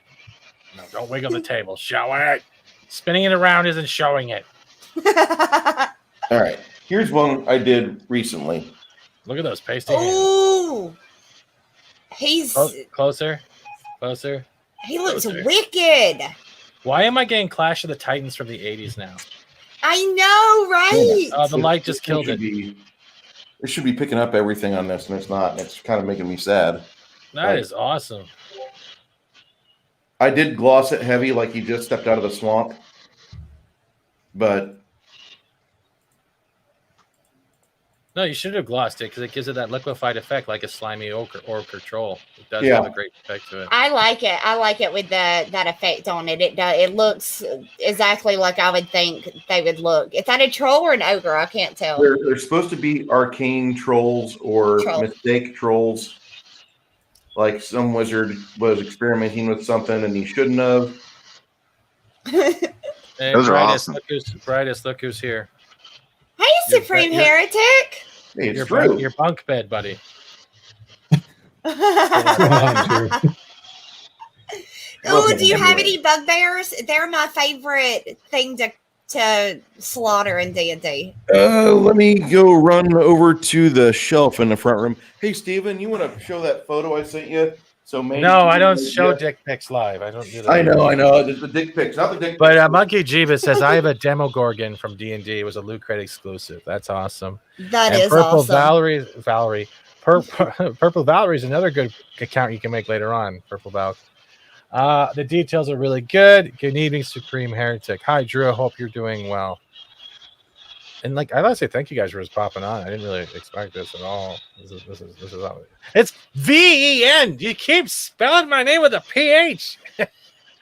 Sorry. I'm someone that triggers me every time. I am not Walton. But thank you, Drew. How come they never have hot orc women in fantasy stuff? They do. It's called Pornhub. That I can attest to that. They do in fact have exactly what you were looking for on Pornhub. I mostly just go for the Tracer parodies from Overwatch. No comment. My mic's still on, isn't it? Yeah. All right, cool. Well, it's definitely never mind. I'm gonna have to look this up. This looks sick. That's the full omnibus. You mean the links I dropped in the private chat? Yeah. That's the first and second storylines, but yeah, that's you get the entire first storyline in book one, and then the same goes for book two. So, but yeah, man, those are the hardcovers. Marvel thought they owned the rights for a little while, so they were able to reprint some of them. You may even be able to find the reprints on eBay if you wanted the individual issues. But like I said, for a while, Marvel thought they had the rights, and then turns out maybe they don't. So they've ceased publishing the reprints. Todd McFarlane thought he owned the rights at one time because he bought the company Eclipse that published the American versions of Miracle Man, and turns out that Miracle Man didn't come with the company, so he just bought the company for nothing. Is that a bugbear? These are. Bugbears! They're my favorite. Before I show quickly, the only comic I've been reading lately is Don't Laugh is the Batman and Fortnite crossover. I And heard those were amazing. You get Batman versus Snake Eyes from G.I. Joe, and they're evenly matched. But and they have the Wow. love story with Selena Kyle. But this is the best part of one of them. The way they ended it ended with the Batman Who Laughs, Lex Luthor, Deathstroke, and someone from the Fortnite opening a portal over Metropolis. And since this season we're getting this in 30 days, the unlocking to get these Superman skins, it means we're getting crossover with Superman, and then the Joker Who Laughs could be doing Batman Who Laughs doing something else later on. But it was a good comic for 6 series. That's awesome. Nice. It is. I didn't. Then they even kept the same comic format, the way he talks from the other comics in the actual Fortnite comics. So Nice. yeah, I'm a dork like that. And I'm Bruce, gonna have to read those. My friend has all 6 of them, so I think I'm gonna go over there and snatch them. There's my bugbear. What's a bugbear? Look at him. It's a humanoid that particularly excels well at slaving, and they are a hunter or a predator style of opponent for most GMs. You put them in a campaign to just scare the shit out of your players, and that's why Mandy probably enjoys ripping them apart in games so much. Yeah, they're kind of your intermediary between like an orc and a troll. So as far as like a challenge level goes, I believe. And they always need a tissue. And if you roll, after you roll your initiative, if you try to hand him a tissue, he may or may not accept it. But my DM would only let me accept him accepting the tissue and not attacking me if I rolled a 20, and I never did. My first character died from a bugbear. They look like a steroid version of a gremlin.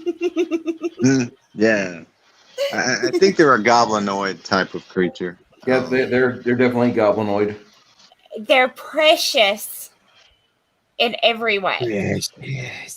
They are a pain in the butt for certain players because they will go after. A lot of the games will have like a set order of how monsters react in combat, and bugbears for the first 5 rounds of combat, they're usually stealthy.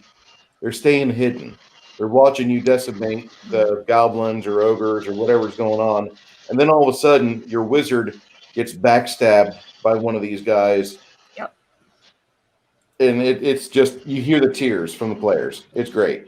Yep, especially when you're a low-level wizard wearing your noob armor with like a +1 to hit points and shit. And yeah.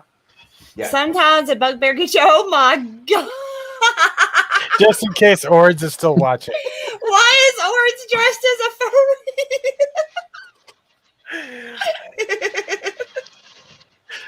furry? I like how we jumped up 5 people in viewers when I did this.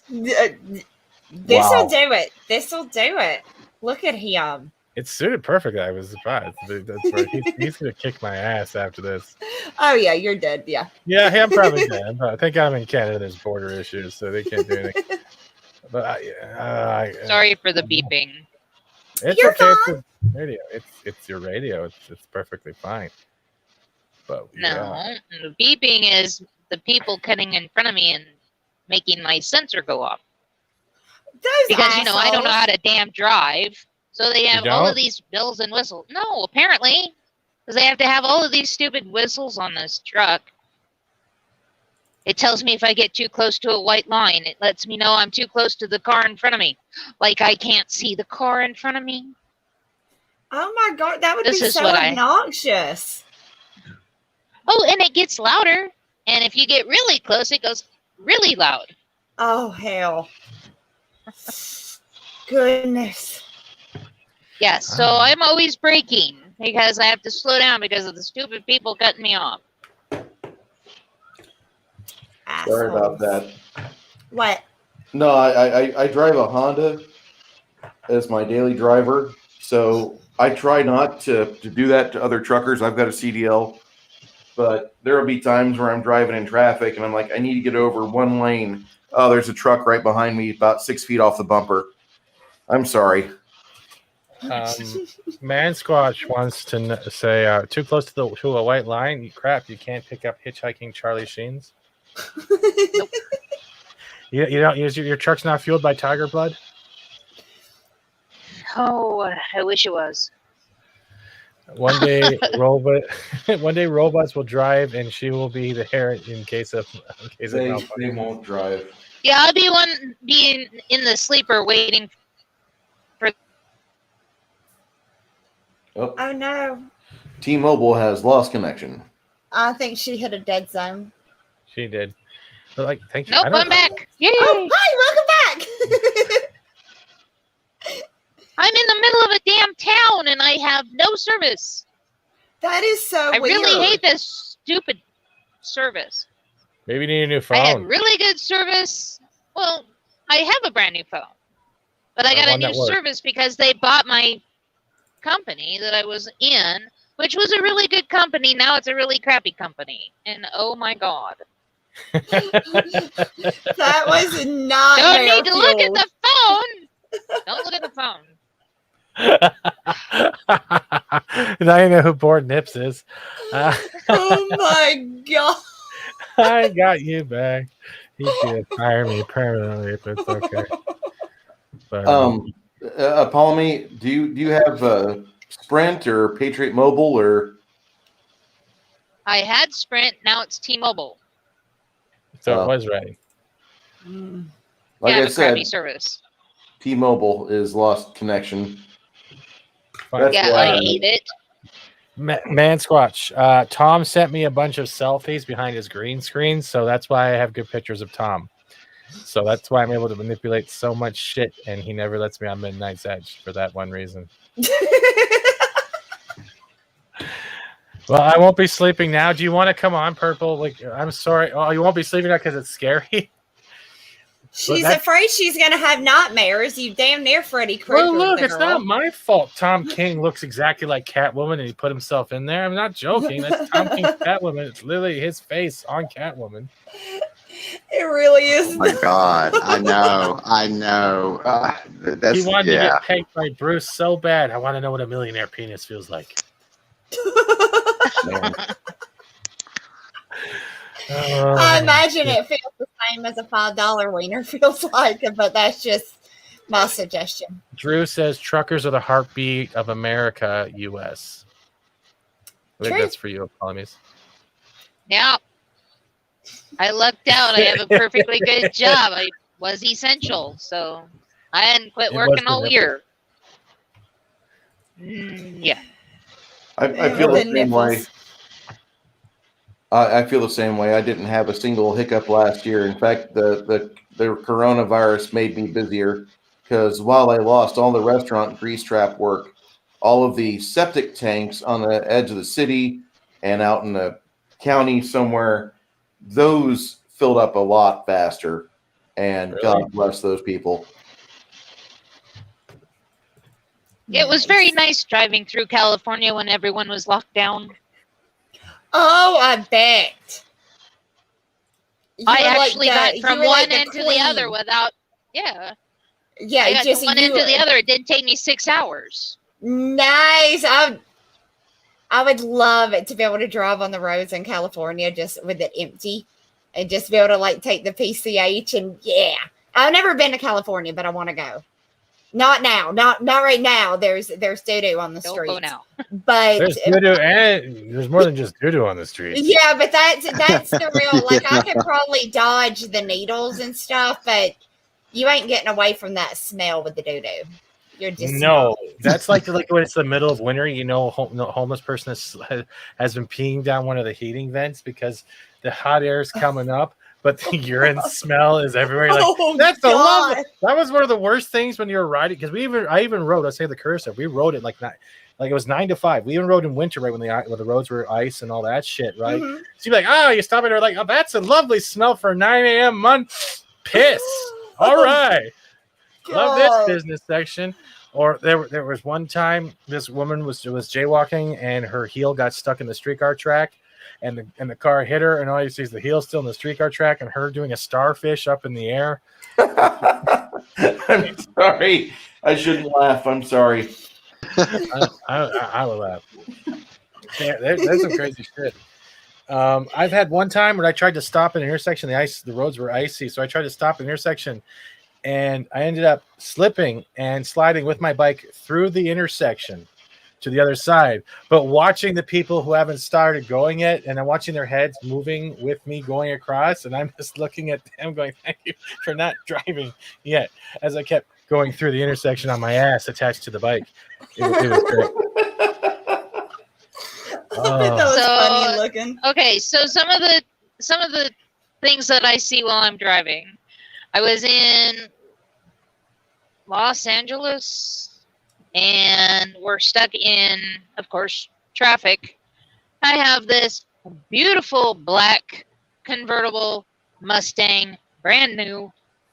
Guy sitting in the front, in the driver's seat, bare ass naked, getting a tan while waiting for the cars to go. Sitting right next to him. I have a perfect view straight down. That was nice. Why was he naked though? Rug? Did you roll down the window and ask him? Oh no, she's No, breaking I didn't up. ask him, but I did turn red. I'm gonna dip out. Have a good night, everyone.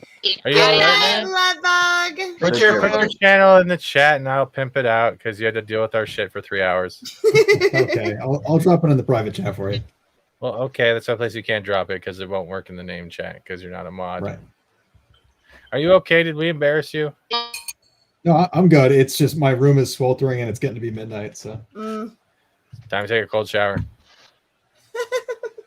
I'm not joking. It helps.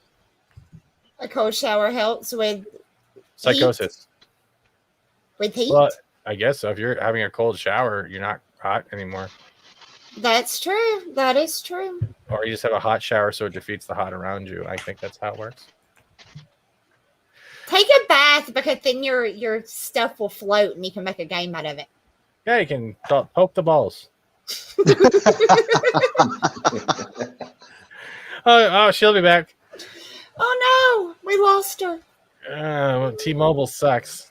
I hated them when I had them. I only kept them for about 6 months and then I canceled my contract.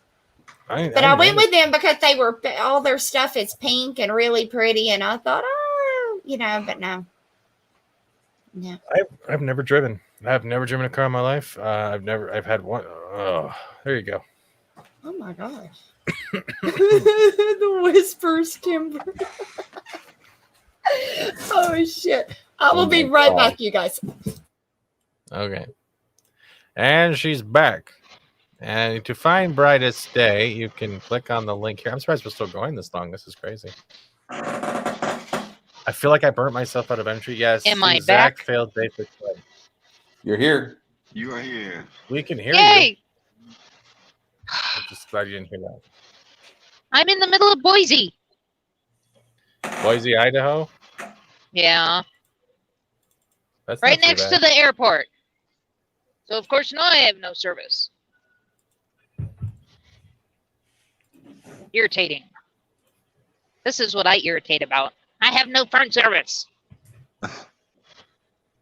Yeah, it's pretty bad when they drop you next to the airport. It's like when you have bad service near the airport. What's up, girls? I like it. I don't know. Does anyone know what that means?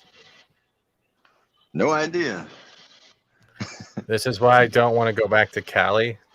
Poop and needles. No one wants to go to that.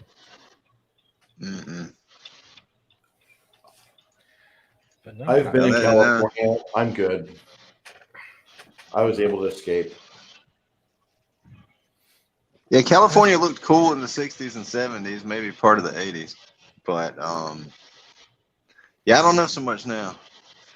The last time I think it looked okay was in the 1984 film E.T., when you see all the kids going around the suburbs trick-or-treating. Yeah. That's probably the last time on film I've liked California. There we go. Man Squatch says Boise as like Boise and Girlsy. Ah, no. I haven't seen the get it. girlsies yet. Now, I want to thank CJ for retweeting my tweet and saying what makes you happy. And this is what he puts on.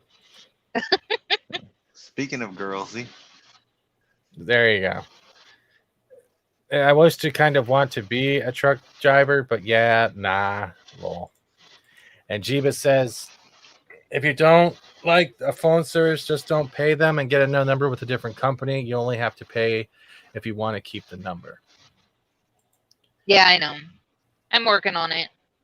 But since I spent $1,500 yesterday, I don't have time to be able to get a phone. Okay, I'm sorry. Not trying to trigger. I know the story. Not trying to trigger. I know the story. I'm not. Yeah, family sucks. We get it. Family sucks. I'll tell you something funny. When my brother refused to come over here during the lockdowns, right? It was hilarious. He's like, when he finally decided to visit to drop off something for my dad for his birthday or whatever, he's like, I can't come over. Why is that?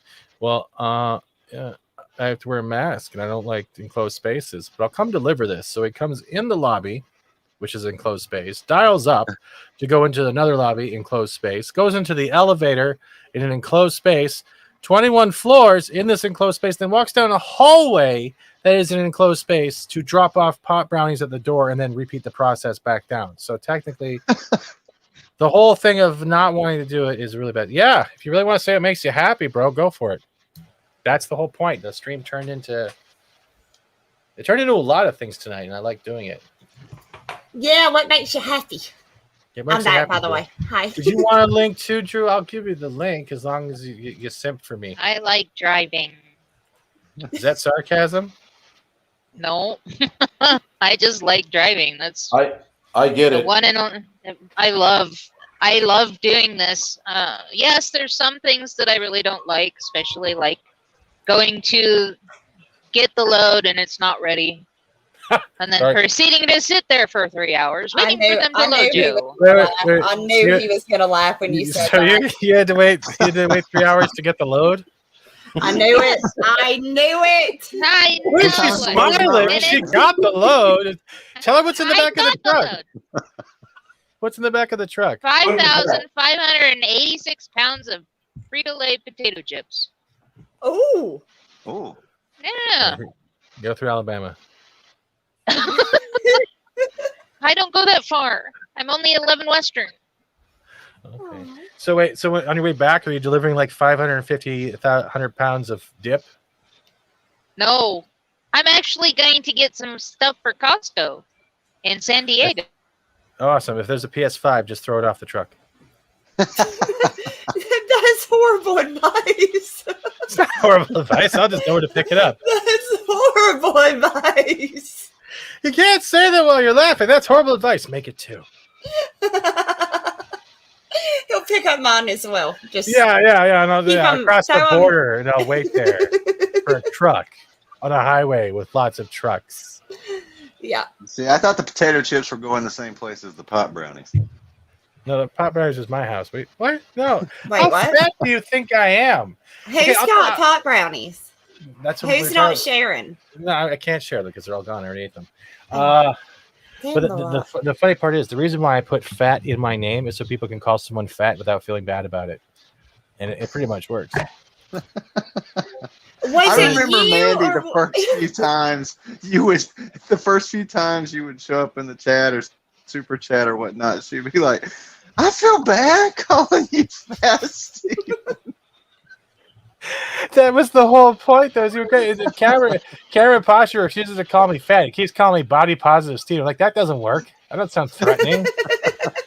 There's body positive Steven over there at the buffet again. In his Segway and girdle. Oh, look, he brought his own fork tonight. I think that's a pitchfork. Pitchfork. Steven, there's a group on Twitter that gets PS5s and we'll sell you one for retail. If you can find me one that does that for Canadian, I will definitely put that on my Amazon wish list. But yeah. Now I have Dark Souls 3 arriving tomorrow because I want to show how fast Culture is not taking with his game.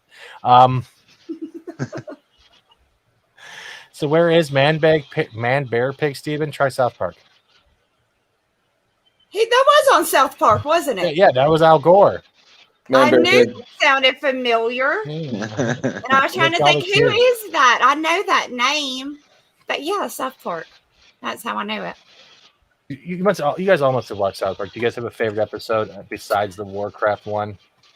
I like the Lord of the Rings one. I've never seen it. I was a big fan of the pandemic special.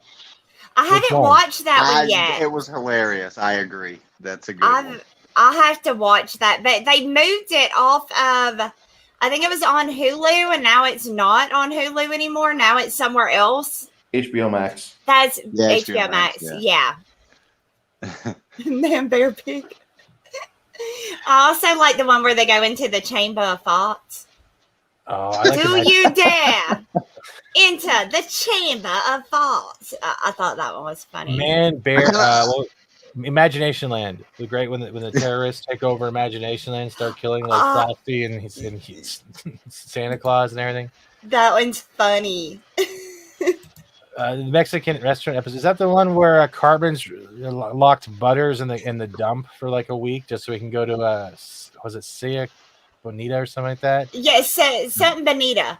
Yeah. Yes, I remember that. The Butters special's actually really, really funny too. The one where Butters finds his dad in a bathhouse and his mom goes crazy and tries to drive him into the lake. And and then he survives, but they're like the parents are fighting Butters' parents. It's great. Yeah, Casa Bonita. The George R.R. Martin one's pretty good. Oh no. Wiener. That was my ringtone on my phone forever. My phone got thrown in the toilet though, so I had to get a new phone, and I can't find that anymore to buy. It's sad. It's wrong, but I also laugh at the one where Chef dies. That's a pretty funny one. Oh, that's horrible. That's horrible because they have him shit all over the side of the mountain after he passes away. It's horrible. No, I didn't want that image. No. Yeah, it's and then a lion shows up and rips him in half and takes or Cheetos or something. I don't remember what it was. It's horrible. It's horrible. I think my favorite was the cat orgy. That one was so funny. Oh my god, that one was hilarious. Mr. Hanky. George will never finish the damn books. No, I've given up on him. I've absolutely 100% given up on him. And I'm sad, honestly, that I read all of them that I have. Yeah, man. The first one came out in 1995. Shay nails it. The corn episode for Scooby-Doo was hilarious. That was so funny. I like when Butters pokes Paris Hilton in the panties. Says, it's all God. Oh my gosh, yes, when he's the little bear, when she's making him be like a little bear. Oh, that one was good too. Make Love Not Warcraft was a good one. The one with Stan Marsh when the internet was dying. You going to bed now, Purple? You have a lovely night. Thank you for being here. Night, love. Bye, Purple. Like what? Keep from rest, sweetie. Yeah, I know. If she's in England, then we know what time it is there. It's late. Late. About 4 a.m.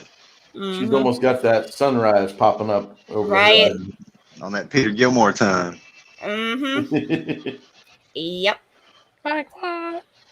He is a good dude. You lucked out. As much as I don't know how he puts up with a lot of people's crap. Like, I'm surprised he's like, shut up, fucking Steven. I think he's gotten used to my level of bullshit, so I don't think anybody can bother him anymore. Now he's just immune. Just immune to it. Now it's like, I have to deal with Mandy on a daily basis. This ain't nothing. Because I DM him the stupidest shit all day. Every random stupid ass thought I feel like Peter needs to share and know about. Yeah, I just get the videos. I just get the stupid videos. You like the videos. They're special. I really like the leggings one. I sent that one to John Malin. That's why he doesn't talk to You guys remember this? Drawn Together. Yes. Yeah. I loved that show. That was so good. They ended the series with a movie, if you actually can find it, and it's actually pretty good. Really? I didn't see past season 1, I don't think. I didn't even know they had a second season because I think something happened and maybe it put a skip in it, like the writer's strike or something. Hello? Sorry. Is Siri okay? I remember the Carmen. Yeah, Gang for Christmas at Ultraviolet Pleasure 2000. I'm not reading that one ever. But what was it? No, I think I have it somewhere. Drawn Together had 3 seasons. I have all 3 seasons uncensored, and they had a movie. Well, that is awesome. I need to go back and watch them because I didn't know. Like, But if this is crazy, babe, I don't want to be sane. I'm in love with you, Wendy. Oh, Captain! mustache on or off? Off, please. I think Too Tim bad. is trying to invade my chat. That was my favorite show Hey, Tim. when I got a chance to watch that. Hello there. Oh my gosh, dude! He looks like his avatar. It's not really Kylo Ren. It's not really Kylo Ren. Damn it! I was about to send you some panties and everything. Damn! I thought you were a celebrity. I'm just No. Hey, Tim. How's it going? He doesn't know what to say now. No, I don't. I don't Come on, threaten get to outta send him here my now. dirty drawers. It's like this bitch is nuts. Shit, I'm out. He's gonna... Hi, Tim. How are you? Pretty good. Just trying to be a grifter, you know. Okay, well, I'll get a mute you now. Thanks for coming out. It's always good. Yeah, no. We're talking about like what we dive into to make us happy when we're feeling down. For me, I was always kind of like more of an outcast at first, and kind of like shy and stuff like that, and tall and lengthy or whatever. So I always feel like the gym was a place of like solitude for me, and that really like built up my confidence and everything. So that's kind of my escapism. And I am into art and stuff that I do revisit at time. I always doodle during class and stuff like that. And then also like acting as well is an escapism from reality. So that's why I think I like digging that, living in that kind of world, pretending you're Batman or whatever when you're in the gym, hitting the punching bag and putting the Hans Zimmer score in there and just getting in there. But yeah, I mean, we all have our own like niche that attracts us to like make the pain go away or like coexist with the pain, or neutralize the pain and move on from that. Because like the working out releases those endorphins and kind of relieves that stress. Dopamine. Yeah. And like doing martial arts and stuff, like I don't really like doing cardio, like regular cardio. I'd rather do that. Stan, go ahead. Oh no. No, Mark wanted me to show these to Bruce, so I'm showing them to Bruce. You can still talk to him. I'm not cutting you off. Oh no. That was just that's Kathleen Kennedy right there. How is he? Looks like How a is he Nurgle. supposed to concentrate when he's got these scary monsters up on the screen? I'm scared. I'm terrified. I like those a lot. I do too. They're awesome, aren't they? Oh wow, Mark did those. Nice. I think Drew looks upset. I think everyone should put their shirts back on. All right, I'll have to put my shirt back on. Hi, Drew. Hi, Drew. No, I'm okay. Drew, how you okay? feeling, bud? I'm all right, Bruce. Here, Other I'll than- put you beside Kylo Ren. Here you go. Say hi to Kylo. Hey, what's up, Tim? Hello Froze. Did I freeze or? You okay? Did I don't know, man. Dude, I swear I've gone full Alex Jones mode, man. Are you eating people's asses? No, the globalists are killing everybody. Oh, that's I don't know. I don't know if it's a good thing that my channel went basically 90% political now, or it's not a good thing. I don't know. It worked for John Talks, man. He just freaking rocketed it up, man. Well, I mean, I'm getting subs, Bruce, but it's just, God, it's depressing. Because when you actually talk about what's going on in the real world, it's like, oh, God, it's going to shit. Yeah, Fast. it's sad, isn't it? Mm-hmm. It's absolutely fucking sad. Yeah, Mandy had to get me to stop. I'm supposed to be promoting comics, and I'm over somewhere on Twitter fighting with SJWs, and she's like, "Stop fighting with SJWs." Did you guys see, by the way, fucking Kamala came out and said that anybody in rural America don't know how to photocopy their driver's license? She seriously fucking said that. I got one better for you, Drew. Like she basically said, all people like basically like in the South and everywhere else. Who has the laser beams? Is that Biden? I think it is Biden with a laser. That is a real comic book. Yeah, I saw that. I was like, oh Jesus. Me and Eris are going to get that to review it. We're going to do a review together on these on Biden's Titans. Shay says more frogs are gay now. I saw Tim on Swagmaster's stream, and Smansquatch says we all photocopy our asses and mail them to her house. She'd probably think they're fake IDs. Yeah, she wouldn't be able to figure it out.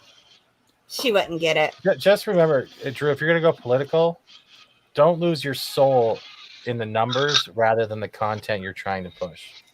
Oh, I'm just, dude, I'm pretty much just, what I want to do is just, put the truth out there. Like, don't fall for the fucking divisive bullshit. Look past it and look what the fuck is going on. Connect the dots for yourself. Mm-hmm. That's what I'm trying to tell people. And because, when you put that shit together, you wake up real fucking quick. Yeah. You know what I saw that was scary today? I was on the road all day today, and the GPS tracks how fast you're going on the speed zones, and then they also save that information, and then so they know if you speed, like Google or whatever. So that kind of scared me because they know what, like, they can look into what car you drive and all that, and I was like, man, this is getting out of control. Steve was trying to be positive. What? Yeah, I get it. This does not make you laugh. I mean, it does. Yeah. Apologies.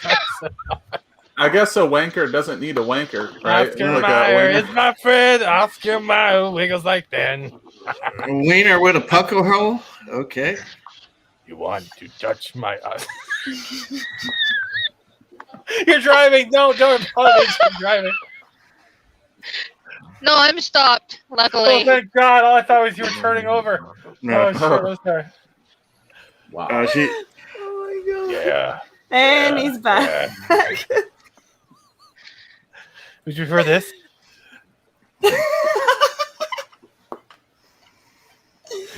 Look at it, Tim. So look at me, Tim. Don't look at my hot dog. Just look at me. I like that he's wearing whitey tighties.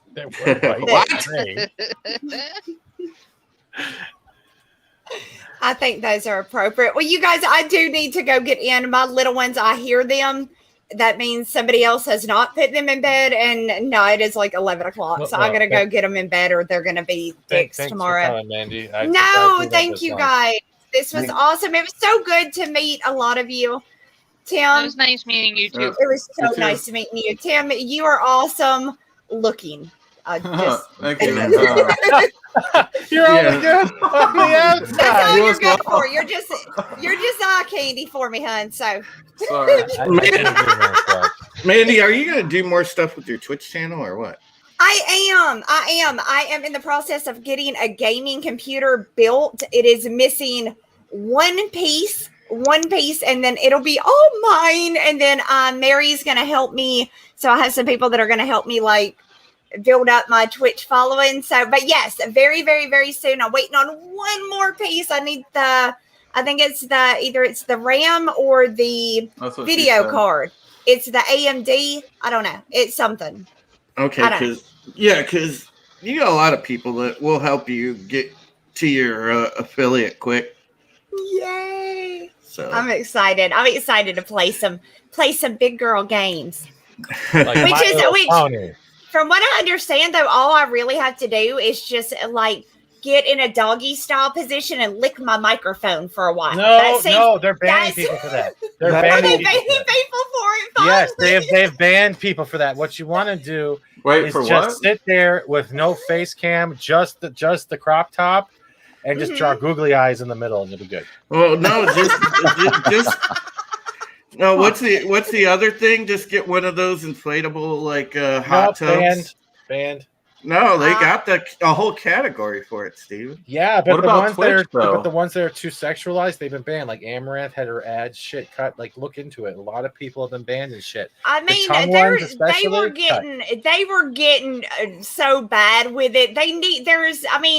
I have never been against women going out there hustling, making money, however they are comfortable making it. But at the same time, that is not the site to do that on. No. They need to go make that money, but don't do it on a 13-year-old, a site that is, even if you move it into a different category, there's other sites that are more appropriate for that kind of behavior. I've been seeing some crazy shit from Twitch lately. When I saw the horse head, I was like, and man. bring you into Becky's first corn. It's crazy. Thank you. See you, Mandy, dear. Have a lovely evening. Night, you guys. Love y'all to the moon and back. See you later. Later, Mandy. I'll talk to you soon. Okay, talk to you later. Without Bye. the restraining order. Bye. So what's going on with that, Steven? Like, is that on YouTube or are you talking about Twitch? Twitch. Oh wow, that's a huge market over there. That's fucking thottery. Even OnlyFans is getting rid of their sexual content. That's what I heard. Dude. Oh, dude. OnlyFans ain't gonna do that. They're not stupid enough to lose that much money. TikTok is huge on that. They will lose all their money. Absolutely huge on that. Like they're like the girls that do the thirsty stuff get the most views. Like if you're a chick and you just like bounce some things, you're gonna get like thousands of views, eventually millions of views. You're shaking your butt and all that, and like it's not all that anymore. It's definitely expanded, and like businesses like do all that as far as like lawyers will all do that, and they get most of the clients based on that. But yeah, I mean, if you're a chick, definitely on those type of apps, man, you got a clear advantage in front of everyone else. So it's just what I've seen. But yeah, that's crazy. I mean, what are they gonna do about that? Are they going to start a new app, Steven, or have you heard any development about that? Well, I don't work for Twitch, but if anything, no, you're more of a gamer than I am. So, like, yeah, but pretty much what they need to do is not put a hot tub category in. They need to either make an app that's specifically for adults with an ID check that verifies that they're adults to watch it, or just make timeshare Pornhub. I don't know why Pornhub didn't have streaming in the first place. That's true. I mean, they should. And then you can even have like a different category, just like gamer girls that like not Pornhub. Get freaky. Yeah. But girls like essentially just stand there with the camera and you can see all their goods, and they're kind of just like they're not really gaming and they're just answering the chat, and they're like, oh, let's game for 5 minutes and I'll answer the chat or something like that. So yeah. More the ad revenues are done with that shit. And the thing is, if ads are being taken away because people are promoting their OnlyFans on Twitch, OnlyFans is not going to deal with it because they want to make sure they're not losing probably their main source of revenue, which is probably advertisers, whoever's supporting the channel. That's why they're tired of the sexual content. It's come from an OnlyFans that was supposed to be like a Patreon, I'm guessing. Well, OnlyFans wants the sponsor revenue and everything else. Yeah, because they want to have like partnerships with big companies, but they're not gonna it's not gonna work out for them, dude. If they get rid of what they founded their whole platform on, they're gonna lose all the money they made.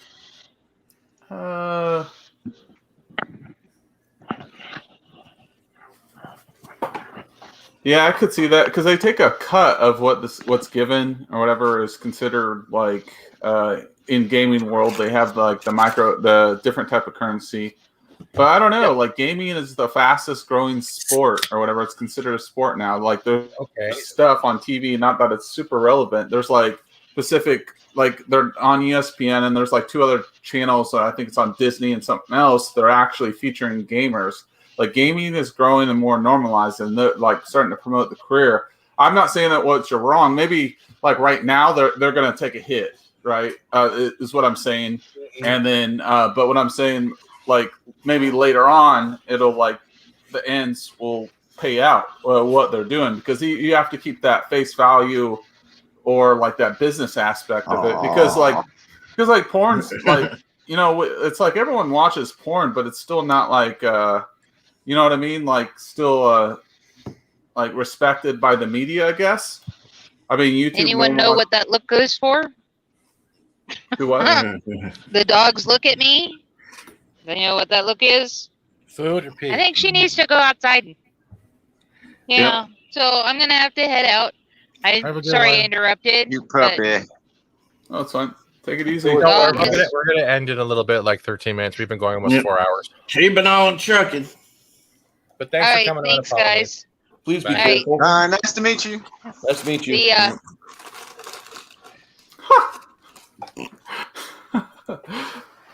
But no, think about it this way. Twitch used to be Justin TV. It was all about gaming and streaming. And it's also a site where a lot of kids go to watch not just video games and their favorite content creators. It's also a place where they get video game drops and stuff for watching those streams. Yeah. It doesn't need to be over-sexified. It doesn't need a new category. It needs to either have a whole new app, or someone else needs to come up with sex and gaming, which already has been owned by probably a lot of other sites. Just probably like look at what was Project Melody. Whatever happened to her? No, look at dude, Steven, just go to Plexstorm. Go to Plexstorm. Plexstorm.com is like exactly what you're talking about. But I don't need that. I have Pornhub or hentai if I'm desperate. No, I'm not. I'm trying to explain to you, somebody actually has that kind of site where there's like people on there just streaming naked as Jaybird playing video games. That's no fun. They're just sitting there. Oh, Plex now has Plex Arcade? I didn't know that. What the hell? Did you know about this? Here, I'm gonna put it in the private chat, dude. Hold on. Oh, okay. Because I thought you were talking about like Plex itself. Yeah, Plexstorm.com. Yeah, but now they have a whole video game.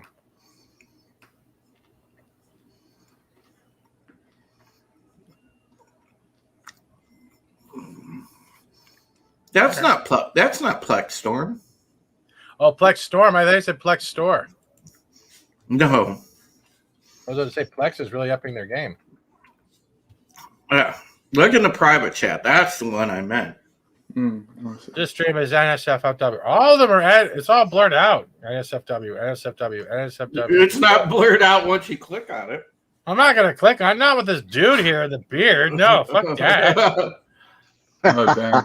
Yeah, I don't know. You might watch the guy with the beard. Not really. I'm not going to judge. Ew. I'm not going to judge.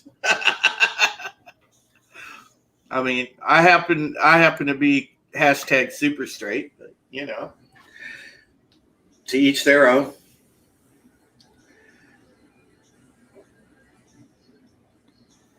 Oh, Steven, I know No, never again. No. What? I just saw the ugliest old naked woman with a samurai sword fighting zombies in an alternate reality game. No. What the fuck, man? I didn't click on it, so thank you. I didn't click on it on purpose. I was going to click on it later after the stream, but not now. Thanks. So, yeah. That's oh funny. my god! No, I couldn't tell if those were tits or man boobs. I couldn't tell. I just couldn't tell. No, my eyes are bleeding. I need something to fix my palate. Where is it? There we go. Much better. I just kind of know where the sausage is. Crisco. Why Crisco though? Like I don't know. Ask Mark if they tired. Mark if they tired over. Machini, did he making it for you? No, that was actually Mandy's artist who did it. Peter. Oh. Yeah, I was going to say, those cupcakes are jelly now. Pornhub even deleted a bunch of videos that they will follow the rules because they will cost them more. Yep. And then they will get the attention and get taken down. It just jumps till they control everything on the internet. That pretty much makes sense. Shay says, know of a person who expanded from her OnlyFans who travels the world as a dominatrix. She also gets huge checks from simps and I only know about her because she's likes one of my Instagram posts. Those are They're big. They were bigger than yours. No, they were actually just picture perky old woman like grandma tits. Oh, saggy. No, Like, perky. Like, oh, okay. Yeah. What is dominate like? They're is slapping you that- with the whip, talking shit to you. Treating Oh, you I thought like that was like another spin-off of the Matrix movie or something. things you come into a stream on. Oh, I'm sorry, Alrath. We're ending soon though. But yeah, this has been fun. But Twitch will burn its own way because advertisers will burn. There's already porn sites, but no one wants to watch a girl dressed as Spider-Gwen with a horse head banging a fucking headset with their face. No one wants to see that. Maybe Bruce does. Is she cute? Okay. No, it's Amaranth. That's not cute. No, you're right. I don't want to see that. There's something about her that just makes it look like she is such a fake bitch, and there's nothing real about her body whatsoever. No, that's true. Wyatt, are you still alive? I am still alive. I was just. I saw you say, "I'm going," and I'll be right back. Oh yeah, no, actually, yeah. I said in the private chat that I needed to bail soon, and then I accidentally hit the wrong damn button and didn't mean to bail like right then, and I was like, shit. Now I just looked like I dipped out without telling anybody bye. So no. I saw it after. I felt bad, but like, I guess we can close up shop. We've been going almost 4 hours now. But no, when you said you said you were going to wrap up soon, I figured I'd just hang out. So. Oh, well, thank you. Hopefully, the lunch table will be a lot more exciting than whatever the fuck happened tonight. No, man, this was fun. It's nice meeting new people. So. Most people It's say been awesome. that, then they block me, so it's all good. That was a joke. It was a joke. But I'm trying to make a joke. Bad joke. But yeah, I want to thank you guys and everyone else who's popped up, watched, and showed. But this has been great. Bruce, was this what you needed? Yeah, it was. After today and the pain I was in, pretty much thanks to a week of rain that's destroyed the humidity and everything. Yeah, appreciate this. I really do. Jim, wealthy men pay her to also kick them in the balls. Huh. That's awesome. A Dom will only punish you when you two have agreed upon. Let's see. Yo, I'm back, and yo, we're ending. But thank you, Tim. Thank you, Supreme Heretic. I don't know if you're still here. Bruce and Wyatt, Mandy, Thomas. Who else showed up? Polymes Minion. Who else showed up? Brightest Day. Yep. My emotional wreck of humanity and soul. Thank you. My love of Crisco. Thank you. And to everyone in the chat, thank you. I know a lot of people went to bed. It's now midnight. And we're going to end the stream with this.